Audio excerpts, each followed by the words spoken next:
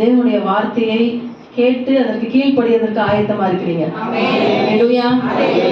Okay, இந்த நேரத்தில் கூட சிஸ்டர் ஜமுனா சில வேத பகுதிகளை நமக்கு வாசிக்குவாங்க. எழுந்து நின்று 1 ராஜாக்கள் 18ஆம் அதிகாரம் உடைய வேதத்தை நீங்க எடுத்து வந்திருப்பீங்கன்னா 1 ராஜாக்கள் 18ஆம் அதிகாரம் வசனம் 21, 30, 37 இருந்து 39. 18ஆம் அதிகாரம் 21, 30, 37 இருந்து 39 வரை வாசிக்க கேட்கலாம். அப்பொழுது எலியா சகல ஜனத்தண்டைக்கும் வந்து, நீங்கள் எந்த மட்டும் 2 நினைவுகளால் குந்தி நடப்பீர்கள்?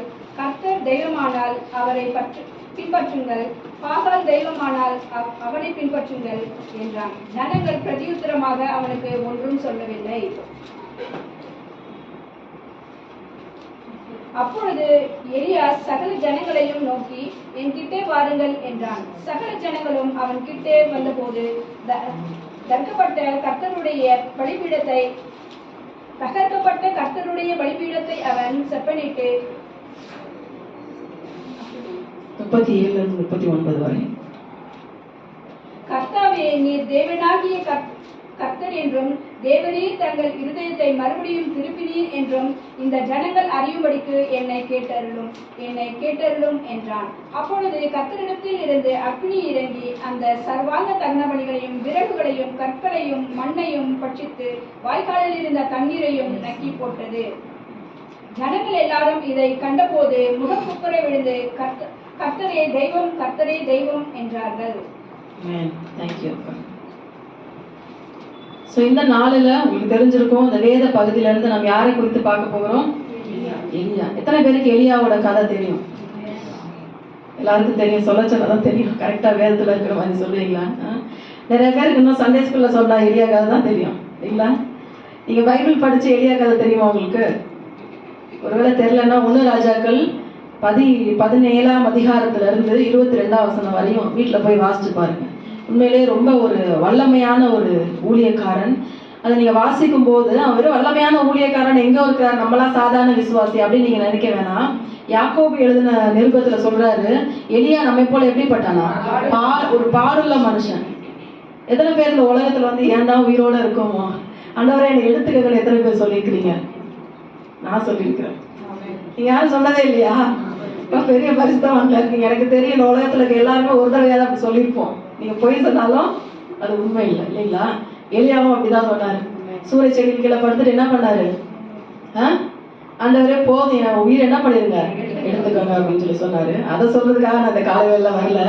எலியா வந்து என்ன பண்றாரு? இஸ்ரவேலின் தேவனாகிய கர்த்தர் கடந்த நேற்றைய தினத்துல நாங்க வந்து இந்த ஆண்டவர் வந்து இந்த வார்த்தையை வந்து எனக்கு இந்த நாள்ல பிரசங்கிக்கணும்னு சொன்ன நாள்ல இருந்தே ஆண்டவர் வந்து எலியாவை குறித்து பேசணுன்ற ஒரு உந்துதல் என் மனதில் இருந்தது. கடந்த மாதத்துல நாங்க குடும்பமா பிள்ளைங்க நானெல்லாம் சேர்ந்து வேதம் வாசிப்போம் யூஸ்வலா. அப்போ வந்து ராஜாக்களின் புஸ்தகத்தை நாங்க வாசித்து கொண்டு வந்தோம். இப்ப நிறைய ராஜாக்களை குறித்து வாசித்து கொண்டு வந்தோம். அது மாத்திரம் இல்ல, அந்த தீர்க்கதரிசிகள், அப்போ எலிசா தீர்க்கதரிசிகளை பத்தி நாங்க வாசிச்சோம். அப்போ எலியா தீர்க்கதரிசியோட வாழ்க்கையை திரும்பவும் நம்ம நிறைய முறை சின்ன வயசுல இருந்து வாசித்திருக்கிறோம். ஆனா இதை வாசிக்கும் போது திரும்பவும் ஆண்டவர் வந்து நிறைய சத்தியங்களை எங்களுக்கு கற்றுக் கொடுத்தாரு. ஸோ அதை நான் அந்த நாளில் உங்களோடு கூட பகிர்ந்து கொள்ள நான் ஆசைப்படுகிறேன். இதற்கு முன்பாக எலியா கதை குறித்து நமக்கு நிறைய பேர் தெரியும், சண்டே ஸ்கூல்ல சொன்னதை வச்சு தெரியும், சிலருக்கு வந்து தெரியாம இருக்கலாம். ஸோ அதுக்காக ஒரு சின்ன எலியாவை பத்தி இந்த இடத்துல இந்த 18ஆம் அதிகாரத்துல என்ன பேக்ரவுண்ட், என்ன பின்னணியம் அப்படின்றத நான் ஒரு சுருக்கமா சொல்லிவிட்டு இந்த செய்திக்குள்ளாக கடந்து செல்ல விரும்புகிறேன். இந்த பின்னணி என்ன அப்படின்னா, கிறிஸ்துவுக்கு முன்பாக 850 இருந்து 875 வரையுள்ள காலங்களில தான் இந்த காரியங்கள், இந்த சம்பவங்கள் நடந்திருக்கு. ஸோ தாவீதுக்கு முன்பாக சாலமோன், தாவீதுக்கு பின்பு நம்ம எல்லாருக்குமே தெரியும், இஸ்ரவேலுக்கு ஆண்டவர் ராஜாக்களை கொடுக்கல, நியாயாதிபதிகளை வச்சிருந்தாரு. ஆண்டவரே ராஜாவா இருந்து ஆண்டு கொண்டிருந்தார். ஆனா இஸ்ரவேல் ஜனங்கள் என்ன பண்ணாங்க? எங்களுக்கும் மற்ற தேசங்களை போல எங்களுக்கும் என்ன வேணும்? ஆண்டவர் வந்து சில நேரங்களை நம்ம என்ன பண்ணுவாரு, ஒரு தனிப்பட்ட விதத்துல யுனிக்கா ஆண்டவர் நம்மளை நடத்திட்டு இருப்பாரு. ஆனா நம்ம என்ன பண்ணுவோம்? நான் அவங்கள போல இல்லையே, இவங்கள போல இல்லையே, என்ன பண்ணுவோம்? நம்ம மற்றவங்களோட கம்பேர் பண்ணுவோம். நம்மளுடைய இந்த சரீரக பிரகாரமான இந்த மாம்சீக கண்கள்ல நம்மளால பார்க்க முடிஞ்சதுதான் ஆசீர்வாதம் நம்ம நினைக்கிறோம். ஆனா ஆண்டவர் வந்து உங்களுடைய வாழ்க்கையில ஆண்டவர் தப்பு செய்வாரா? எத்தனை பேர் விசுவாசிக்கிறீங்க? என் வாழ்க்கையில ஆண்டவர் தப்பே செய்ய மாட்டாரு. நிறைய குடும்பங்கள்ல நம்மளோட சொந்தங்களை இழந்து இருக்கிற குடும்பங்கள் இருக்கிறோம் இல்லைங்களா? என்னுடைய 12வது வயசுல நான் அப்பதான் ஆண்டவர் ஏற்றுக்கொண்டு ஒரு சில மாதங்கள்ல என்னுடைய தாயார் இறந்துட்டாங்க. நான் வந்து இந்து குடும்பத்துல இருந்து ஆண்டவரை இயேசு கிறிஸ்துவ ரட்சிக்கப்பட்டு ஆண்டவரை இயேசு கிறிஸ்துவ சொந்த ரட்சகராக ஏற்றுக்கொண்டு நான் வந்தேன். அப்ப நான் நினைக்கல நான் ஆண்டவரை ஏற்றுக்கொண்டாதான் இப்படி ஆயிடுச்சா அப்படின்னு நான் நினைக்கல. ஆனா ஆண்டோட அன்பு என்ன பண்ணுச்சு? அதை விட தாயை விட மேலான அன்பு ஆண்டவர் என்ன பண்ணாரு? இன்றைக்கு வரை உங்க முன்னாடி சாட்சி ஆண்டவர் என்ன நிறுத்தி இருக்கிறார். ஒருவேளை நீங்க அந்த மாதிரி இழப்புக்குள்ளாக கடந்து போய் கொண்டு இருக்கிற சூழ்நிலை ஒருவேளை இருந்துச்சுன்னா நீங்க நினைங்க, ஆண்டவர் உங்க வாழ்க்கையில என்ன பண்ண மாட்டாரு? தப்பு செய்ய மாட்டாரு. சில காரியங்களுக்காக நிறைய நேரம் நான் வந்து என்னுடைய உடல் சரீர சூழ்நிலை காரணமாக நிறைய ஆப்ரேஷன் பண்ண வேண்டியது இருந்தது.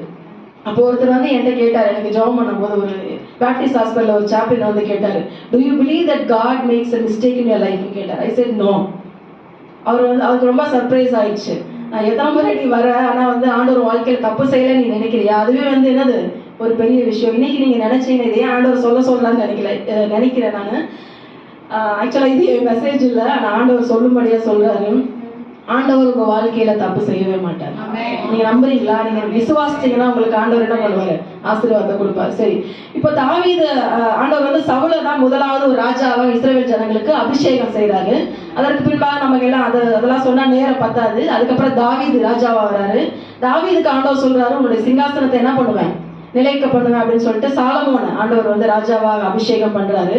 நம்ம பாக்குறோம், இந்த சாலமோன் ராஜா தாவீதை போல இல்லை. ஆரம்ப காலகட்டத்துல அவர் ரொம்ப ஞானவானா இருந்தாரு. ஆண்டவர் வந்து அவர் ஜெபத்துல ஆண்டவர் வந்து அவர் நல்ல ஞானத்தை கொடுத்தாரு. அவருக்கு இல்லாத ஐஸ்வர்யமும் எதுவுமே சாலமோன் ராஜாக்கு அந்த காலத்துல ஆண்டவர் கொடுத்த ஐஸ்வர்யம் இன்னைக்கு வரையும் யாருக்குமே என்ன பண்ணல இல்ல. அந்த அளவுக்கு ஆண்டவர் என்ன பண்ண, ஏன் தெரியுமா? ஆண்டவர் தாவீதுக்கு உடன்படிக்கை செய்தார். ஹல்லேலூயா. இன்றைக்கு ஆண்டவர் உங்களுக்கு உடன்படிக்கை செய்தார். உங்க பிள்ளைகளை ஆண்டவர் என்ன பண்ண மாட்டாரு? மறக்க மாட்டார். ஒருவேளை சாலமோன் ராஜா ஆண்டவருக்கு விரோதமா பாவம் செய்ய ஆரம்பிச்சான், சரிங்களா? ஆண்டவருக்காக ஒரு பெரிய ஆலயத்தை கட்டினா. ஆண்டோட மகிமை அப்படி ஒரு மகிமை என்ன பண்ணுச்சான்? புதிய ஆலயத்துல என்ன பண்ணுச்சான்? பழைய ஆலயத்துல புதிய ஆலயத்துல என்ன பண்ணுச்சான்? இறங்கி வந்துதான். அப்போ இறங்கி வந்தது ஆண்டவர் அவருடைய பலிகளை எல்லாம் ஆண்டவர் ஏற்றுக்கொண்டார். நிறைய பலிகளை செலுத்துறான். எல்லாவற்றையும் அவர் என்ன பண்றாரு? ஏற்றுக்கொள்றாரு. போக போக அவருடைய ராஜ்யபாரம் பண்ணும்போது அவன் என்ன பண்றான்னா, சுத்தி இருக்க நாடுகள்ல எல்லாம் வந்து எந்தெந்த நாடுகள்லாம் இஸ்ரேல் ஜனங்களுக்கு விரோதமா வந்து நாட்டை கைப்பற்றிடுவாங்க அப்படின்னு சொல்லி நினைக்கிறானோ அவங்க இடத்துல எல்லாம் என்ன பண்றான்? அந்த ராஜாக்களுடைய வீட்டுல ஒரு பெண்ணை திருமணம் பண்ணிடுறான். ஸோ இப்படி வந்து திருமணம் பண்ண எத்தனை பேர் திருமணம் பண்றது? ஸோ ஆயிரக்கணக்கான பேரை திருமணம் பண்ணிட்டுக்கிறான், சரிங்களா? ஸோ இது ஆண்டவருக்கு பிரியமான காரியமா? இல்லை. அவன் பெரிய ஞானவனா இருந்தாலும் தேவனுடைய ஜனங்கள் தவறி போகிறதுக்கு அவன் ஒரு காரணமா இருந்து விட்டான்.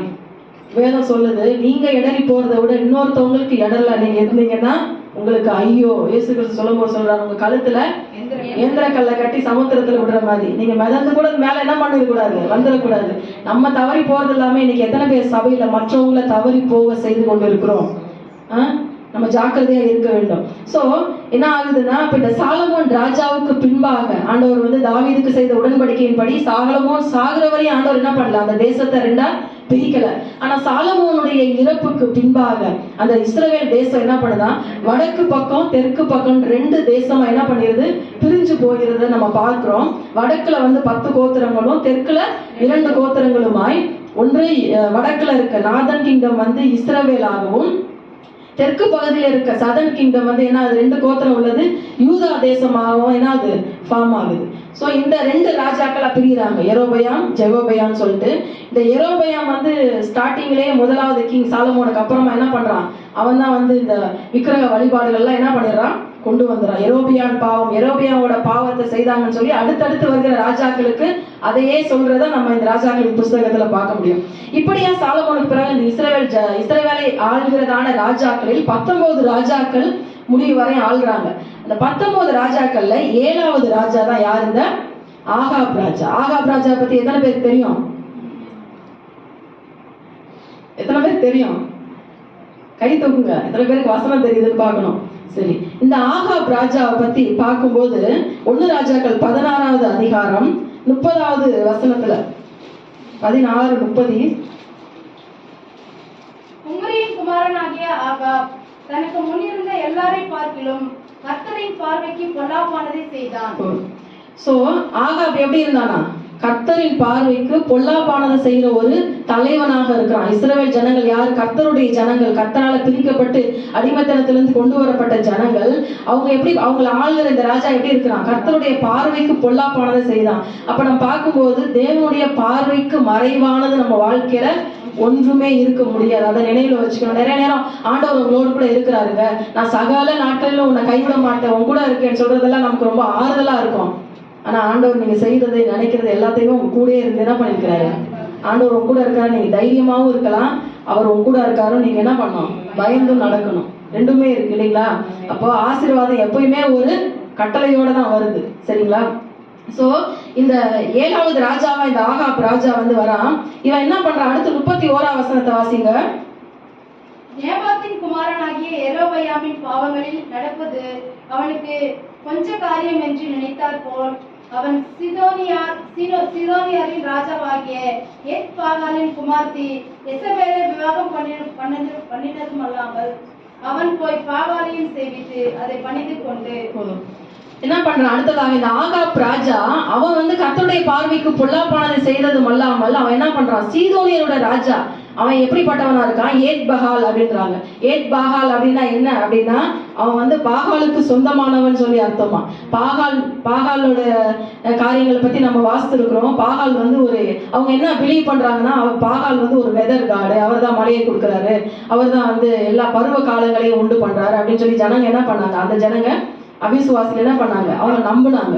இவன் என்ன பண்றான்? கர்த்தருடைய ஜனமா இருந்து கொண்டு வேற ஒரு தேசத்துல, அந்நிய தேசத்துல போய் ஒரு அந்நிய விக்கிரக வழிபாடு செய்யற ஒரு பெண்ணை என்ன பண்றான்?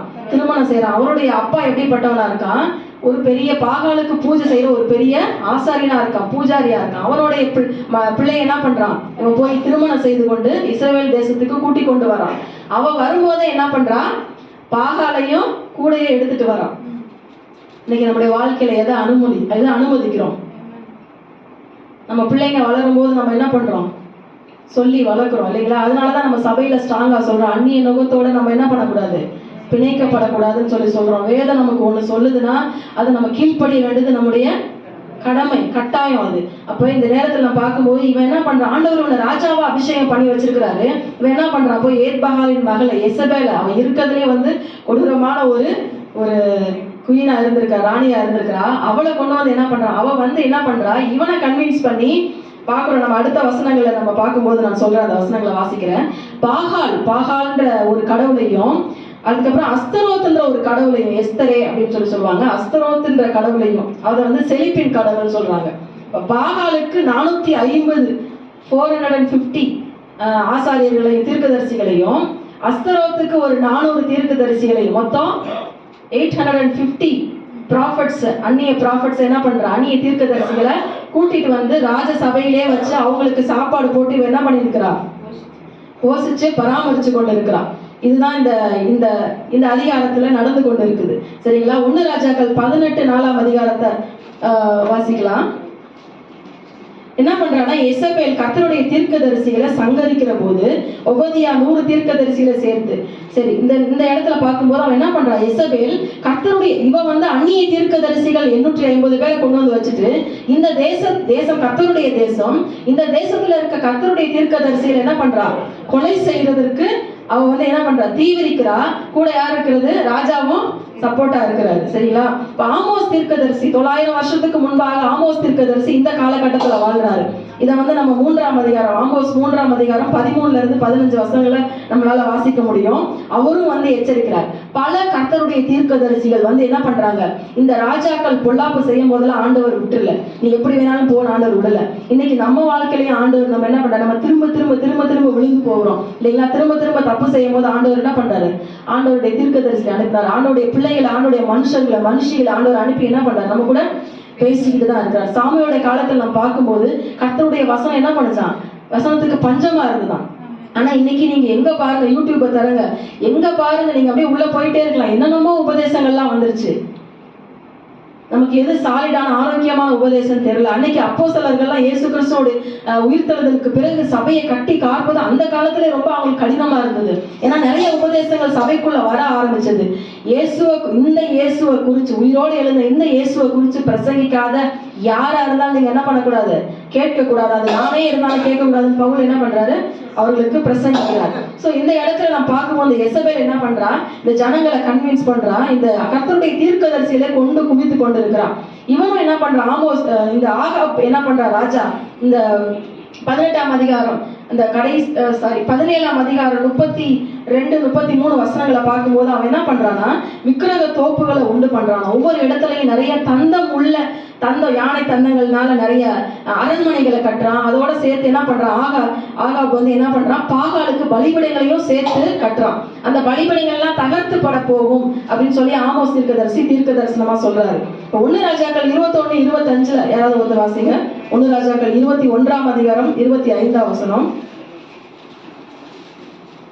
தன் மனைவியாகிய ஏசபேல் தூண்டிவிட்டபடியே கர்த்தரின் பார்வைக்கு பொல்லாப்பானதை செய்ய தன்னை விற்று போட்ட ஆகாபை போல ஒருவனும் இல்லை. பாருங்க, ஆகாப் எப்படிப்பட்டவனா இருந்தானா, தன்னுடைய மனைவியாகிய எசபேலுடைய அந்த விக்கிரக வழிபாடு, அந்த பாவத்தின் தீமையான வழிக்கு அவன் போய் தன்னை ஒப்பு கொடுத்தவனை போல யாருமே இல்லை அப்படின்னு சொல்லி வேதத்துல தேவன் நமக்கு சொல்லி கொடுக்கிறாரு.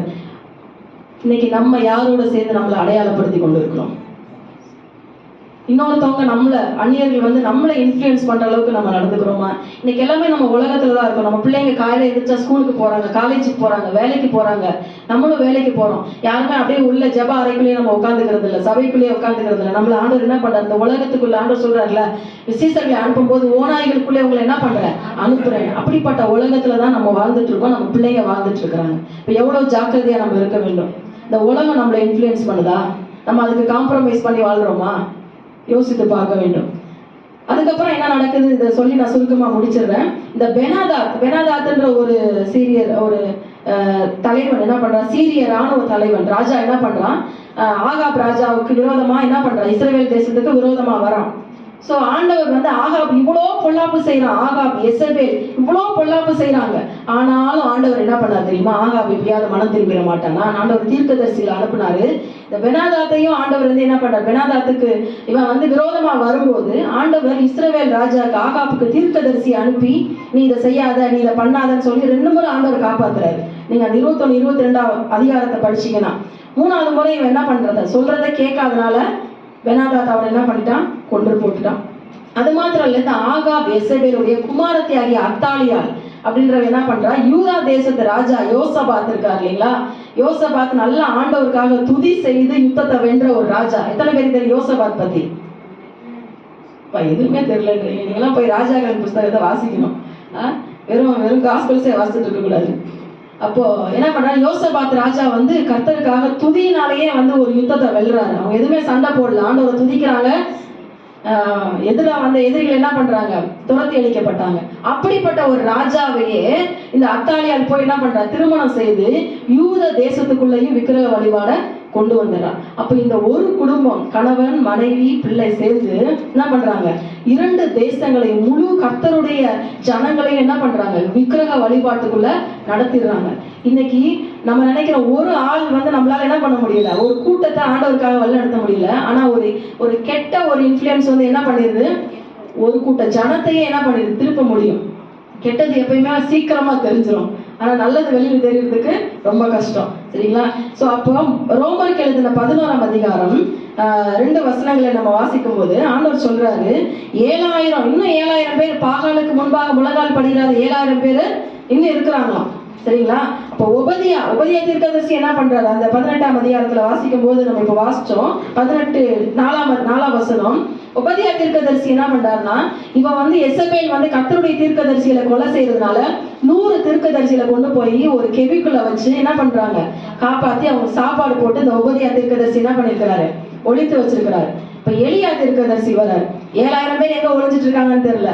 இந்த 100 பேர் என்ன பண்றாங்க, கெபிக்குள்ள ஒழிஞ்சிட்டு இருக்காங்க. ஆனா இந்த கொடுமை நடந்துட்டு இருக்கு. இஸ்ரவேல் ஜனங்கள் வழி விலகி ஆண்டவர் விட்டு போயிட்டு இருக்காங்க. விக்கிரக ஆராதனை நடந்துட்டு இருக்கு, பொல்லாங்கு நடந்துட்டு இருக்கு. நடத்துற தலைவர்களுக்கு ஒரு மோசமான தலைவர்களா இருக்கிறாங்க. இதை கண்டிச்சு சொல்றதுக்கு, தேவனுடைய வார்த்தையை கொண்டு வர்றதுக்கு யாரும் இல்லை. இந்த நேரத்துலதான் ஆண்டவர் ஒருவனை தேடி கொண்டு இருக்கிறார். அந்த ஒரு பாத்திரம் யாரு, எலியா. திஸ்பியனாகிய எலியா அப்படின்னு சொல்லி நம்ம வாசிக்கும் போது 17ஆம் அதிகாரத்துல அவனை குறித்து சொல்றதான இன்ட்ரோடக்ஷன் என்ன அப்படின்னா, கீலேயாத்தின் குடிகளிலே திஸ்பியனாகிய எலியா ஆகாபை நோக்கி, அதான் அவனை குறித்து சொல்றதான முத வசனம். அவனுடைய பேக்ரவுண்ட் என்னன்னு தெரியாது, அவன் எப்படிப்பட்ட குடும்பத்துல இருந்து வளர்க்கப்பட்டா தெரியாது, அவன் பணக்காரனா ஏழையா எதுவுமே தெரியாது. ஆனா இந்த இடத்துல நான் பார்க்கும்போது ஒரு கர்த்தருடைய மனுஷனா, கர்த்தருடைய தீர்க்கதரிசியா, ஒரு ராஜாவுக்கு முன்பாக வைராக்கியமாக தைரியமாக வந்து நிற்கிறான். ஹல்லேலூயா. இன்னைக்கு எத்தனை பேர் அநியாயம் நடக்கும் போது நம்ம கர்த்தருக்கு தானே அதே வைராக்கியத்தோட நம்மளால நிற்க முடியும்? யாரோ ஆண்டுட்டு போறாங்க, ராஜா ஆண்டா என்ன, அவன் ஆண்டா எனக்கு என்ன அப்படின்னு இருக்க கூட்டம் தான் நிறையா இருக்கு. நான் பரிசுத்தமா இருந்தா போதும், நான் நல்லா இருந்தா போதும், யார் எப்படி இருந்தா எனக்கு என்ன அப்படி இருக்க சில கூட்டங்கள் இருக்கு. சில கூட்டங்கள் மற்றவங்களே குறை சொல்லி வாழ்கிற கூட்டங்கள் இருக்கு இல்லைங்களா? ஆனா இந்த எலியா தீர்க்கதரிசி என்ன பண்றாரு, இந்த ஜனங்கள் திரும்பியுமா கர்த்தரிடத்துக்கு வரணும்னு சொல்லி ஆகாபுக்கு முன்பாக போய் நிற்கிறாரு. ஆகாபுக்கு முன்பாக போய் நின்று என்ன பண்றாரு, தைரியமா என்ன சொல்றாருன்னா, கர்த்தருடைய வார்த்தை அவனுக்கு உண்டாயிற்று. அப்ப சொல்றான், அதுக்கு முன்பாகவே சொல்றான், என் வாக்கின்படியே அன்றி இந்த வருஷங்களிலே பனியும் மழையும் பெய்யாது இருக்கும் என்று இஸ்ரவேலின் தேவனாகிய கர்த்தருக்கு முன்பாக நிற்கிற நான் அவருடைய ஜீவனை கொண்டு சொல்கிறேன் என்றார். வந்தவுடனே என்ன சொல்றான், ஆகாப் ஒரு ராஜாவுக்கு முன்னாடி உன் தேசத்துல என்ன பண்ணாது, இன்னும் பல வருஷங்களுக்கு என்ன பண்ணாது, மழை பெய்யாது பனியும் பெய்யாது. அப்பெல்லாம் வந்து இஸ்ரவேல் தேசத்துல பனி தான் வந்து என்ன பண்ணுமா, புல்களை எல்லாத்தையும் என்ன பண்ணுமா, நனைக்குமா. அதனாலதான் அவங்களுக்கு செழிப்பா இருந்ததுதான். சோ அந்த பனியும் வராது மழையும் வராதுன்னு சொல்லி என்ன பண்றான்னா, என் வாக்கின்படி இதை ஆண்டவர் சொல்லல. அவன் என்ன சொல்றான், நான் கர்த்தருக்கு முன்பாக நிற்கிற ஊழியக்காரன், நான் சொல்றேன், ஆண்டோடைய ஜீவனை கொண்டு சொல்றேன். இன்னைக்கு ஆண்டவர் சொல்றாரு நிறைய பேர் இன்னைக்கு சொல்லிட்டு தெரியுறாங்க. ஆனா அவங்களால அந்த தீர்க்க தரிசனங்கள் நிறைவேறாம ஒளிந்து கொண்டு இருக்கிறவங்க நிறைய பேர் இருக்கிறாங்க இல்லைங்களா? ஆனா அன்றைக்கு எலியா தைரியமா அந்த பொல்லாங்கான மோசமான ஒரு ராஜா முன்னாடி போய் நின்று அவனுக்கு நிறைய படைத்தலைவர்கள் சேவர்கள் இருந்திருக்கலாம். அவன் ஒரு வார்த்தை சொன்ன அவனோட கழுத்தை துண்டிச்சு போட்டுருக்கலாம் இல்லைங்களா? ஆனா அவன் பயப்படாம என்ன பண்ணான், போய் தைரியமா நின்று ஆகாப் ராஜா முன்னாடி இந்த தேசத்துல என்ன பண்ணாது. ஏன்னா ஆண்டவர் வந்து இத்தனை காலமா இஸ்ரவேல் ஜனங்களை வழிநடத்தி வந்தபோது அவங்க எப்பெல்லாம் விக்கிரக ஆராதனைக்குள்ள போறாங்களோ, ஒண்ணு அவங்க சிறைப்பட்டு போயிடுவாங்க, இல்லைன்னா பஞ்சம் வரும், கொள்ளை நோய் வரும். இப்படிதான் ஆண்டவர் என்ன பண்ணார், அவங்களை திரும்பியுமா அவரிடத்துல சேர்த்து கொண்டிருக்கிறார். சோ இவனுக்கு ஆண்டோட பேட்டர்ன் என்னன்னு ஏற்கனவே தெரிஞ்சிருந்தது. ஆண்டோட மனசுல என்ன இருக்கு அப்படின்னு தெரிஞ்சதுனால இவன் என்ன பண்றான், தைரியமா ஆண்டவர் நான் ஒரு முடிவு எடுத்தா அதை என்ன பண்ணுவாரு, அவர் நிறைவேற்றுவார். நீ சொல்லு, ஆண்டவர் என்ன பண்ணுவாரு, செய்வாரு. பாத்தீங்களா, ஆண்டவராக இயேசு கிறிஸ்துவும் அதை தான் சொன்னார். நீங்க எனக்கு சீசர்களா இருப்பீங்கன்னா நான் செய்ததை காட்டிலும் நீங்க என்ன பண்ணுவீங்க, அதிகமா செய்வீங்க. ஹல்லேலூயா. எத்தனை பேர் விசுவாசிக்கிறீங்க? இன்னும் இயேசு செய்த அற்புதங்களை மட்டுமே நம்ம இன்னும் காண முடியாம நாட்கள் இருக்குது. ஆனா ஆண்டவர் சொல்றாரு, நான் செய்ததை காட்டிலும். எலிசா தீர்க்கதரிசியை பார்த்தீங்கன்னா அவனை கல்லறையில வச்சிருக்காங்க அவனுடைய சரீரத்தை. ஆனா அந்த சடலத்தை தொட்டுட்டு போறவங்க கூட என்ன பண்றாங்களாம், அவ்வளவு ஒரு அற்புதங்கள் நடக்குது அப்படின்னு சொல்லி நம்ம இந்த ராஜாக்கள் புஸ்தகத்துல தீர்க்கதரிசியில கொடுத்து வாசிக்கும் போது, ஏன்னா இவர்கள் கர்த்தருக்கு முன்பாக என்ன பண்ணாங்களாம், வைராக்கியமா நின்னாங்க. என்ன சொல்றான், அவனுக்கு இருந்த ஒரே ஒரு தகுதி என்ன அப்படின்னா, நான் கர்த்தருக்கு முன்பாக நிற்கிறேன். இன்னைக்கு எத்தனை பேர் கர்த்தருக்கு முன்பாக நிற்கிறோம்? நிறைய நேரத்துல கர்த்தருக்கு பின்பாக நம்ம மறைஞ்சு கொள்ள ஆசைப்படுறோம். ஏன்? ஆண்டவருக்கு பிரியமில்லாத நம்முடைய வாழ்க்கையில் இருக்கிற காரியங்கள் மறைக்க ஒழிக்க ஆசைப்படுறோம். இருட்டுக்குள்ள உட்காந்து போனை பார்க்க ஆசைப்படுறோம். இதெல்லாம் ஆண்டவருக்கு தெரியாதா? எதை பார்த்துட்டு இருக்கீங்க?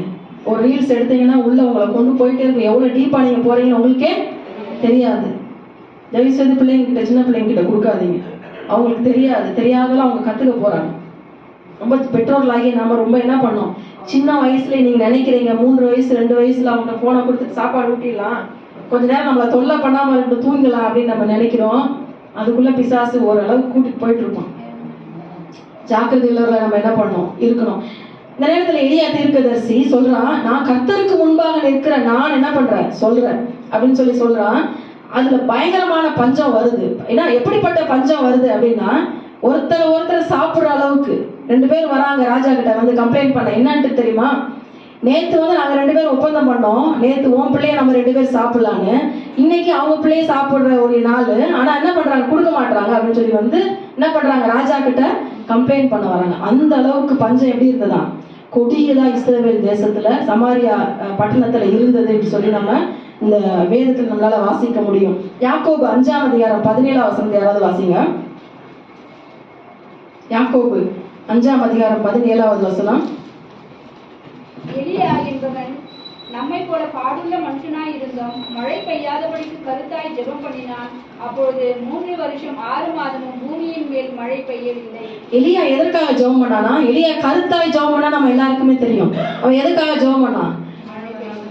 இது நடக்கணும் ஆண்டவரே, அது நடக்கணும் ஆண்டவரே. நம்ம நிறைய விஷயத்துக்காக ஜெபம் பண்றோம். இது நடக்க கூடாத ஆண்டவரேன்னு எதுக்காக நம்ம ஜெபம் பண்றோமா?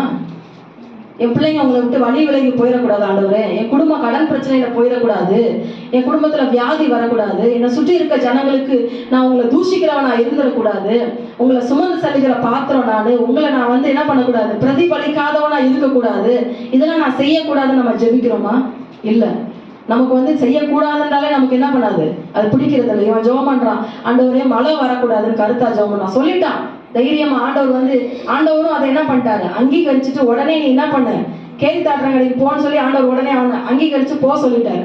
3 வருஷமும் நான் சொன்ன இந்த வார்த்தை ஆண்டவர் நிறைவேற்றணும்னு சொல்லி என்ன பண்ணாரு, 3 வருடமும் கருத்தாய் ஜெபிக்கிறானா. எதற்காக? மழை வரக்கூடாதுன்னு சொல்லி. ஏன் தெரியுமா? அந்த மழை பெய்யாம இருக்கும்போது பஞ்சத்துல அடிபடும் போதுதான் உங்களுக்கு என்ன பண்ணும், உணர்வு வரும். நிறைய நேரத்துல ஆண்டவர் நமக்கு எல்லாமே கொடுத்து வச்சிருக்கும் போது அவர் தேவையே இல்லை, நமக்கு எல்லாமே இருக்கும். கஷ்டம் வரும்போது என்ன பண்ணுவோம், கடவுளை தேடுவோம். அதுலயும் நிறைய பேர் என்ன பண்றது இல்லை, கஷ்டம் என்னத்த கடவுள் நமக்கு இவ்வளவு கஷ்டத்தை அவர் இருக்கிறாரா இல்லையா அப்படின்னு நினைச்சு என்ன பண்றோம், சோர்ந்து போறோம். ஆனா வேதம் சொல்லுது, நீங்க துன்பப்படும் போது என்ன பண்ணணுமா, ஜெபம் பண்ணணுமா. சரிங்களா? சோத்திரத்தோட கூடிய ஜெபத்தை ஏறெடுக்க வேண்டும் என்று வேதம் சொல்லுது. பஞ்சம் வந்து என்ன பண்ணுது, இப்போ உச்சத்திற்கு போயிடுச்சு. ஆகாப் வந்து எலியாவை பார்க்கணும்னு நினைக்கிறான். அவனை கூட்டுவாங்க, அவன் நாளைய தினத்துல இந்த நேரத்துல அவனை என்ன பண்ணிடணும், கொலை செஞ்சிடணும். அவன் சொன்ன வார்த்தையினாலதான் இதெல்லாம் நடந்துருச்சுன்னு அவனும் நம்புறான்.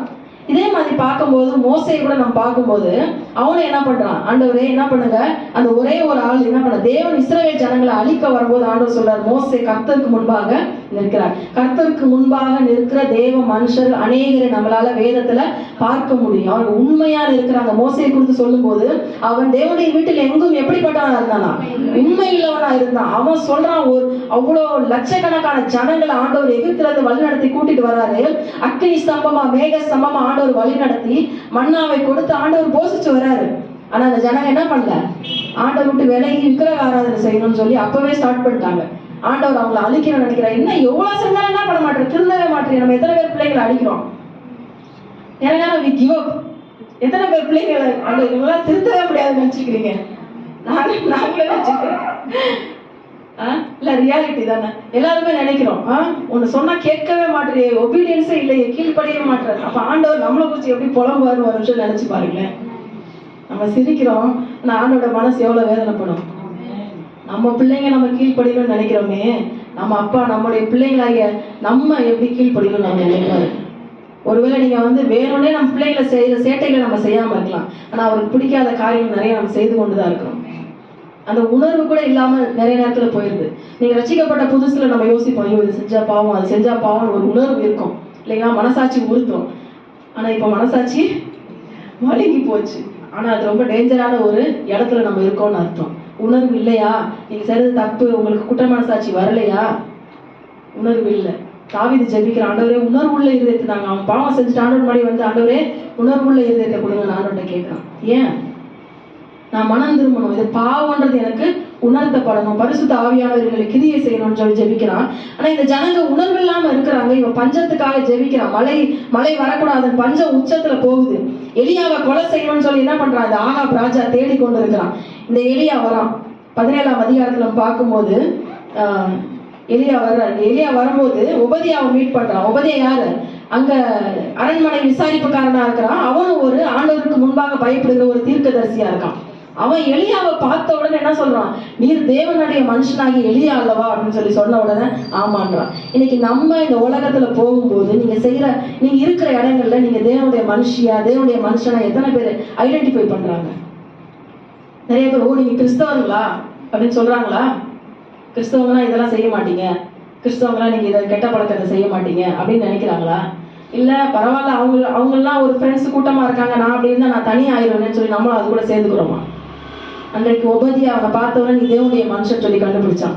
சாரி பார்த்து விதவைக்கிட்ட இந்த எலியா தீர்க்கதரிசி போகும்போது அவன் கேட்ட உடனே போய் தண்ணி எடுத்துட்டு வரான். ஏன்? அவளுக்கு தேவனுடைய மனுஷன் தான் வந்திருக்கான்னு அவளுக்கு புரிஞ்சு கொள்ள முடிஞ்சது.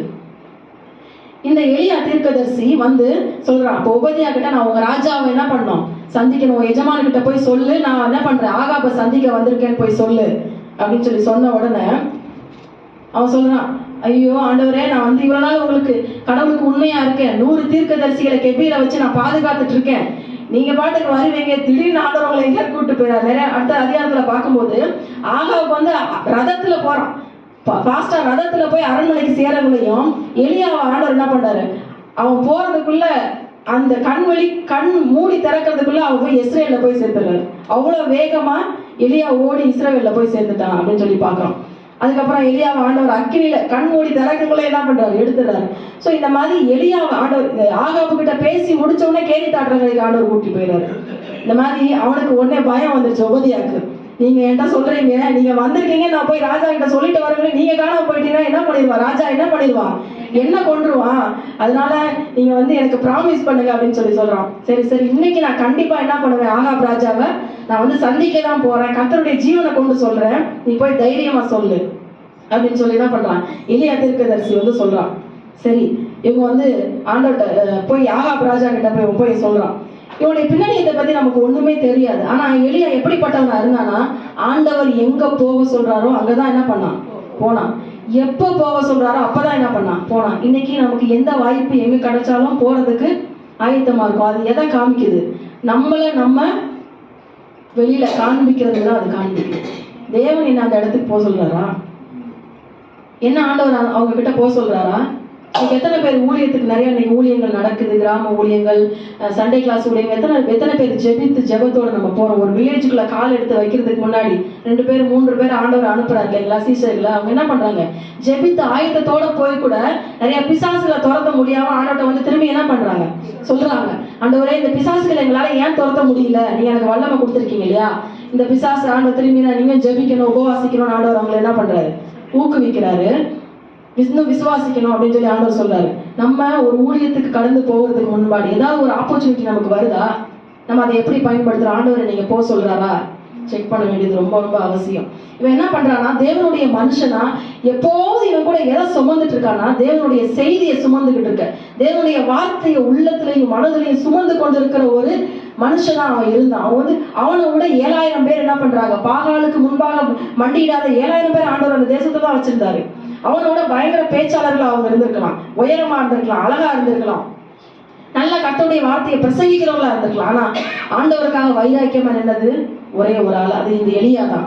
நம்ம ஆண்டவர் வந்து நம்முடைய திறமை ஆண்டவர் பாக்குறவர்கள, நம்முடைய எபிலிட்டி எல்லாம் ஆண்டவர் நம்ம அவைலபிலிட்டி தான் என்ன பண்றாரு பாக்குறாரு. நீ எந்த அளவுக்கு நான் உன்னை பயன்படுத்துறதுக்கு நீ ஆயத்தமா இருக்க, உன்னை சுத்தம் பண்ணி கொண்டு என் முன்னாடி நீ பரிசுத்த பாத்திரமா என்னை ஒப்புவிக்கிறதுக்கு நீ ஆயத்தமா இருக்கிறியா, என்ன நீ நம்புறியா, அதுதான் ஆண்டவர் பாக்குறாரு. அவன் சொன்னான், கர்த்தருக்கு முன்பாக இருக்கிறேன், கர்த்தருக்கு முன்பாக ஏற்கனவே சொன்னேன், அவருக்கு முன்பாக உண்மையா இருக்கிறது, கர்த்தருக்கு முன்பாக இருக்கிறது. அவருக்கு எல்லாமே தெரியும், என் வாழ்க்கையில என்னுடைய எண்ணங்கள், என்னுடைய நினைவுகள், நான் எதுக்காக பார்க்கிறேன், நான் எங்க நடக்கிறேன், என் கையை எதுக்காக தூக்குறேன், என் கையை எதுக்காக கீழே போடுறேன், நான் ஒருத்தவங்களை பார்க்கும்போது எப்படி நியாயம் தீர்க்கிறேன், எல்லாத்தையுமே ஆண்டவர் என்ன பண்றாரு, பார்த்து கொண்டு இருக்கிறார். அவருக்கு மறைவானது ஒன்றும் இல்லை. அன்னைக்கு யோனா நினைச்சான், நான் ஓடி போய் நினிவேக்கு போயிட்டு ஆண்டவருக்கு மறைஞ்சு நான் போயிடுவேன்னு. இல்ல, அங்க ஒரு மீன் அனுப்புனார் ஆண்டவர். அவன் மீன் வயிற்றுக்குள்ள இருக்கும்போது ஆண்டவர் அவனை பார்த்துட்டு தான் இருந்தார். அப்பதான் தெரிஞ்சு நம்ம எங்க போனாலும் ஆண்டவருக்கு மறைய முடியாது. ஆண்டவரே நீங்க ரட்சிப்பின் தேவன் பயங்கரமா. அப்பதான் என்ன பண்ணான், ஜெபம் பண்ண ஆரம்பிக்கிறான். இங்க எலியா தீர்க்கதரிசிய ஆண்டவர் வந்து இவனுக்கு முன்பாக ஆகாப் ராஜாவுக்கு, அப்ப ஆண்டவருக்கு முன்பாக நிற்கிற நீங்க எந்த சூழ்நிலையிலும், நீங்க வேலை செய்யற ஸ்தலத்துல உங்களுக்கு பெரிய லீடரா இருக்கலாம், அவங்க எப்படிப்பட்ட கொடூரமானவங்களா இருந்தாலும் சரி, உங்களை நடத்துறவங்க எப்படி கொடுமை செய்யறவங்களா இருந்தாலும் சரி, அவங்களுக்கு முன்பாக நீங்க என்ன பண்ணலாம், தைரியமா நிக்கலாம். ஆண்டவர் வந்து இந்த எலியாவுடைய வாழ்க்கையில என்னென்னலாம் ஆண்டவர் வந்து செய்தார், என்னென்ன காரியங்கள் நம்ம கற்றுக்கொள்ள முடியும், நான் உங்களுக்கு ஒரு சில காரியங்களை சொல்ல விரும்புறேன். ஏன் இந்த எலியா தீர்க்கதரிசியை மட்டும் ஆண்டவர் தேர்ந்தெடுத்தார்? இன்னைக்கு நிறைய பேர் நம்ம சர்ச்சுக்கு போறோம் கமிட்டடா. ஆனா கமிட்டடா இருக்குமா, கன்வின்ஸ்ட் ஆயிடும். we are convinced. ஓகே, நீங்க ஆண்டோட வசனத்தை சொல்றீங்க, நாங்க ஏத்துக்கிறோம், எல்லாருமே ஏத்துக்கிறோம். எத்தனை பேர் ஏத்துக்கல, ஏத்துக்கிறோம் எல்லாருமே, ஆமா ஆண்டவர் தான் உண்மையான தெய்வம் அப்படின்னு ஏத்துக்கிறோம் இல்லைங்களா, கன்வின்ஸ்ட் ஆயிடுறோம். ஆனா எத்தனை பேர் கமிட்மெண்ட் கொடுக்குறோம், இதை செய்யறியா நாளைக்கு அப்படின்னு கேட்கும்போது என்ன பண்றோம், ஐயோ தெரியல, நாளைக்கு இந்த டைம்ல நான் இருப்பேனா என்னன்னு தெரியல அப்படின்னு நிறைய பேர் என்ன பண்ணிடுறாங்க. நேற்று கூட சிலரெல்லாம் நான் வந்து சில காரியங்கள் கேட்கும்போது அவங்களால கமிட் பண்ண முடியல. நீ கமிட் பண்ண ரொம்ப கஷ்டப்படுறோம். இன்றைய நாட்கள்ல திருமணத்துக்கு கமிட் பண்றது கூட என்ன பண்றாங்க, காலம் மாறி கொண்டு இருக்குது. கமிட் பண்ண வேண்டிய அவசியம் இல்லை அப்படின்னு சொல்லி வாழ்ந்து கொண்டிருக்க ஜனங்களும் இருக்காங்க. கர்த்தருடைய வார்த்தைக்கு விரோதமான ஒரு காரியம் இல்லைங்களா? இன்னைக்கு நம்ம கர்த்தருடைய ஜனங்களா, கர்த்தரை தெய்வமாக கொண்டிருக்கிற நீங்களும் நானும் ஒரு அர்ப்பணிக்கப்பட்ட வாழ்க்கையை நம்ம வாழ வேண்டும். எலியாவை போல ஆண்டவர் முதலாவது எலியாவை ஆண்டவர் ஆகாப் ராஜாவுக்கு அவன் முன்பாக நின்று மழை பெய்யாது என்று சொல்லிவிட்டு அவனை உடனே ஆண்டவர் என்ன பண்றாரு, கேரி தாற்றங்கரை கொண்டு போறாரு. ஆண்டவர் அவன் வார்த்தையை நிறைவேற்றாரு. மழை பெய்யாது, பஞ்சம் வரப்போகுதுன்னு தெரியும். ஆனா கர்த்தருடைய வார்த்தையை சுமந்து கர்த்தருடைய வார்த்தையை தைரியமா சொல்ற இந்த மனுஷன் ஆண்டவர் போஷிக்கணும் இல்லையா? நீங்க உங்களுடைய போஷிப்பை கொடுத்து நீங்க என்ன பண்ண வேண்டியதில்லை, கவலைப்படாதீங்க அப்படின்னு ஆண்டவர் இயேசு கிறிஸ்து சொல்லும்போது சொல்றாரு. 6ஆம் அதிகாரம் மத்தேயுல நம்ம வாசிக்கிறோம். எல்லாத்தையும் சொல்றாரு. குருவிகள் பறவைகளை எதுக்கும் என்ன, நாளைக்கு என்ன நம்ம உடுக்க போறோம், நாளைக்கு என்ன சாப்பிட போறோம், நம்ம எப்படி இந்த செடிகள்லாம் நம்ம எப்படி முளைக்க போறோம், எப்படி மழை வரப்போதா இல்லையா, எதை பத்தியும் எதுவுமே என்ன பண்றது இல்ல, கவலைப்படுறது இல்லை. இந்த உலகத்திலேயே கவலைப்படுற ஒரே ஒரு சின்ன நம்ம தான் இல்லைங்களா? ஆனா நம்மளை பார்த்தா ஆண்டவர் நிறைய முறை இந்த வேதத்துல சொல்லிக்காது, கவலைப்படாதீங்க, பயப்படாதீங்க 364 65 தடவை ஆண்டவர் சொல்லிட்டாரு. ஒவ்வொரு நாளுக்கும் நம்ம ஒரு பயப்படாதீங்க எடுத்தா கூட ஆண்டவர் டெய்லி சொல்றாரு, பயப்படாத. ஆனா நம்ம இன்னும் பயந்துட்டு தான் இருக்கோம். அப்ப நீங்க எப்படி ஆண்டவர் விசுவாசிக்க முடியும்? இந்த எலியா தீர்க்கதரிசி அதை குறிச்சு என்ன பண்ணல, பயப்படல. அவன் சொல்லிட்டான். ஆனா அவனும் அந்த தேசத்துல தானே இருக்கணும். மழை வரல, பஞ்சம் வரப்போகுது. ஆண்டவர் உடனே அவனை கேரி தாற்றங்கரை கொண்டுட்டு போறாரு. அங்க என்ன பண்றாரு, அந்த கேரியத்தின் தண்ணியை குடிக்கிறதுக்கு ஆண்டவர் தண்ணி குடிக்கிறதுக்கு அதை இது பண்றாரு. காக்கை என்ன பண்றாரு, காகங்களை அனுப்பி என்ன பண்றாராம், அப்பத்தையும் இறைச்சியும் அனுப்புறாராம். காகங்களோட குணாதிசயம் என்ன, குடிங்கிட்டு போறதுதான் இல்லையா? ஆமாவா இல்லையா? ஏதாவது ஒண்ணு காய போடும்போது என்ன பண்றோம், காக்கா எடுத்துட்டு போயிருமா தான் பயப்படுவோம். ஆனா இங்க காக்காவே கறி எடுத்து கொடுக்குதான். இது ஆண்டவராலதான் முடியும். ஆமென். நீங்க ஒருவேளை நினைக்கலாம், இவங்களாலதான் நமக்கு கஷ்டம் வரும்போது, இவங்கதான் இதெல்லாம் பண்ண போறாங்க நீங்க நினைச்சிட்டு இருந்தீங்களா? அது எந்த காரியமாக ஆண்டவர் கிட்ட சொல்றாரு, அவங்க மூலமா தான் அவங்களுக்கு ஆண்டவர் நல்லது செய்ய போறாரு. அல்லேலூயா. நம்ம நிறைய நேரத்துல காகங்களை அனுப்புற கர்த்தரை நோக்கி பார்க்காம என்ன பண்றோமா, காகத்தை தான் நோக்கி கொண்டு இருக்கிறோம். இவங்க எனக்கு உதவி செய்ய மாட்டாங்களா, அவங்க எனக்கு உதவி செய்ய மாட்டாங்களா, இவங்க சொன்னாங்களே ஏன் செய்யல, இவங்க நாளைக்கு செஞ்சிருவான்னு சொன்னாங்க கண்டிப்பா செய்வாங்க, இவங்க கடன் கொடுக்குறான்னு சொன்னாங்களே கொடுத்துருவாங்க, நம்ம எப்படியாவது என்ன பண்ணிடலாம், ஃபீஸ் கட்டிடலாம். இல்ல நாங்க சண்டே கிளாஸ்ல ஒரு சின்ன வயசுல ஒரு சாங் கத்துக்கிட்டோம். அது ஞாபகம் இருக்கு. யாரை நோக்கி பார்க்கணுமா, காகங்களை அனுப்புற கர்த்தரை அல்ல, காகங்களை அனுப்புற கர்த்தரை நோக்கி பாரு. எதை நோக்கி பாரு, கர்த்தரை நோக்கி பாரு, காகத்தை இல்ல.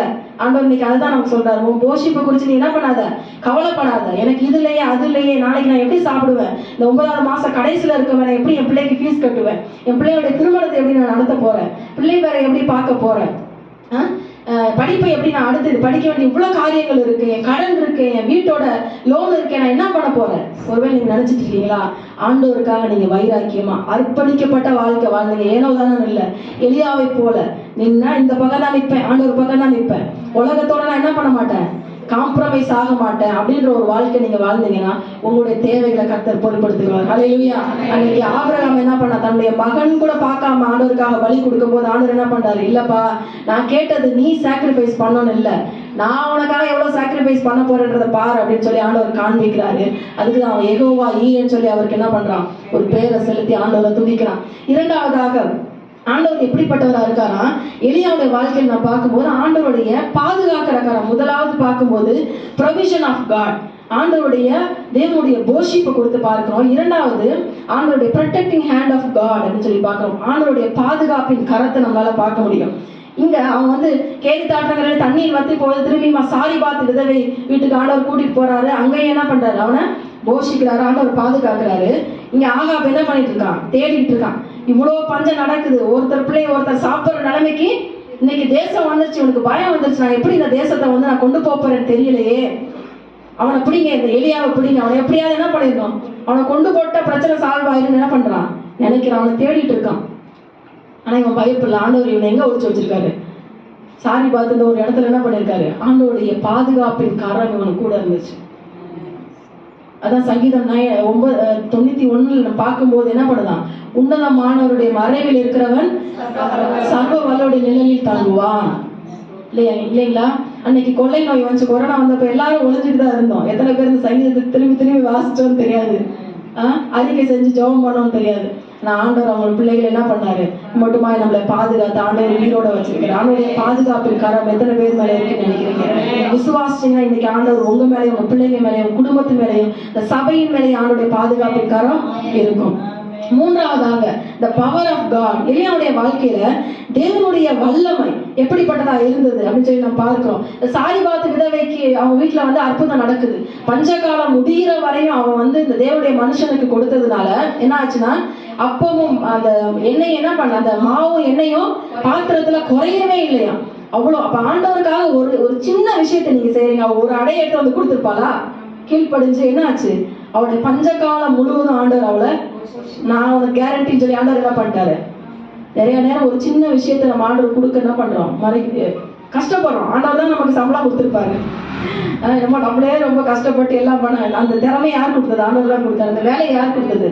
ஆனா இன்னைக்கு வேலை கிடைச்சிருச்சு, ஆனா ஆண்டவருக்காக கொடுக்க டைம் இல்லை, ஜெபிக்க நேரம் இல்லை, வேதம் வாசிக்க நேரம் இல்லை. இன்னைக்கு எத்தனை பேர் பிள்ளைங்களோட சேர்ந்து வேதத்தை வாசிக்கிறோம், குடும்பமா ஜெபிக்கிறோம், குடும்பங்கள் சீர்கட்டு போகிறதான காலங்கள்ல இருக்கிறோம். குடும்பத்திலேயே அன்பு என்ன பண்ணுமா கடைசி காலத்துல அன்பு தணிந்து போகிற காலங்கள்ல இருக்கும். இந்த விதவை சாக போகிற நிலைமையிலையும் தேவனுக்காக ஒரு காரியத்தை செய்யும் போது ஆண்டவர் என்ன பண்ணா அவளை பாதுகாத்து கொண்டாரு. அது மாத்திரம் இல்ல, அவளுடைய மகன் வந்து சாக கிடக்குறான், ஆல்மோஸ்ட் செத்துட்டான். திரும்பி எலியா கிட்ட போறான். போயிட்டு சொன்ன உடனே எலியா வந்து என்ன பண்றாரு, அந்த பிள்ளைக்காக ஜெபிக்கிறாரு. அந்த பிள்ளை மேல 3 முறை மூச்சு படுற மாதிரி என்ன பண்றாரு, அந்த பிள்ளை மேல படுத்து என்ன பண்றாரு, ஜெபிக்கிறாரு. இந்த பிள்ளையுடைய ஆத்துமாவை திரும்ப கொடுங்க ஆண்டவரேன்னு ஜெபிக்கிறாரு. எப்படி ஜெபிக்கிறாரு?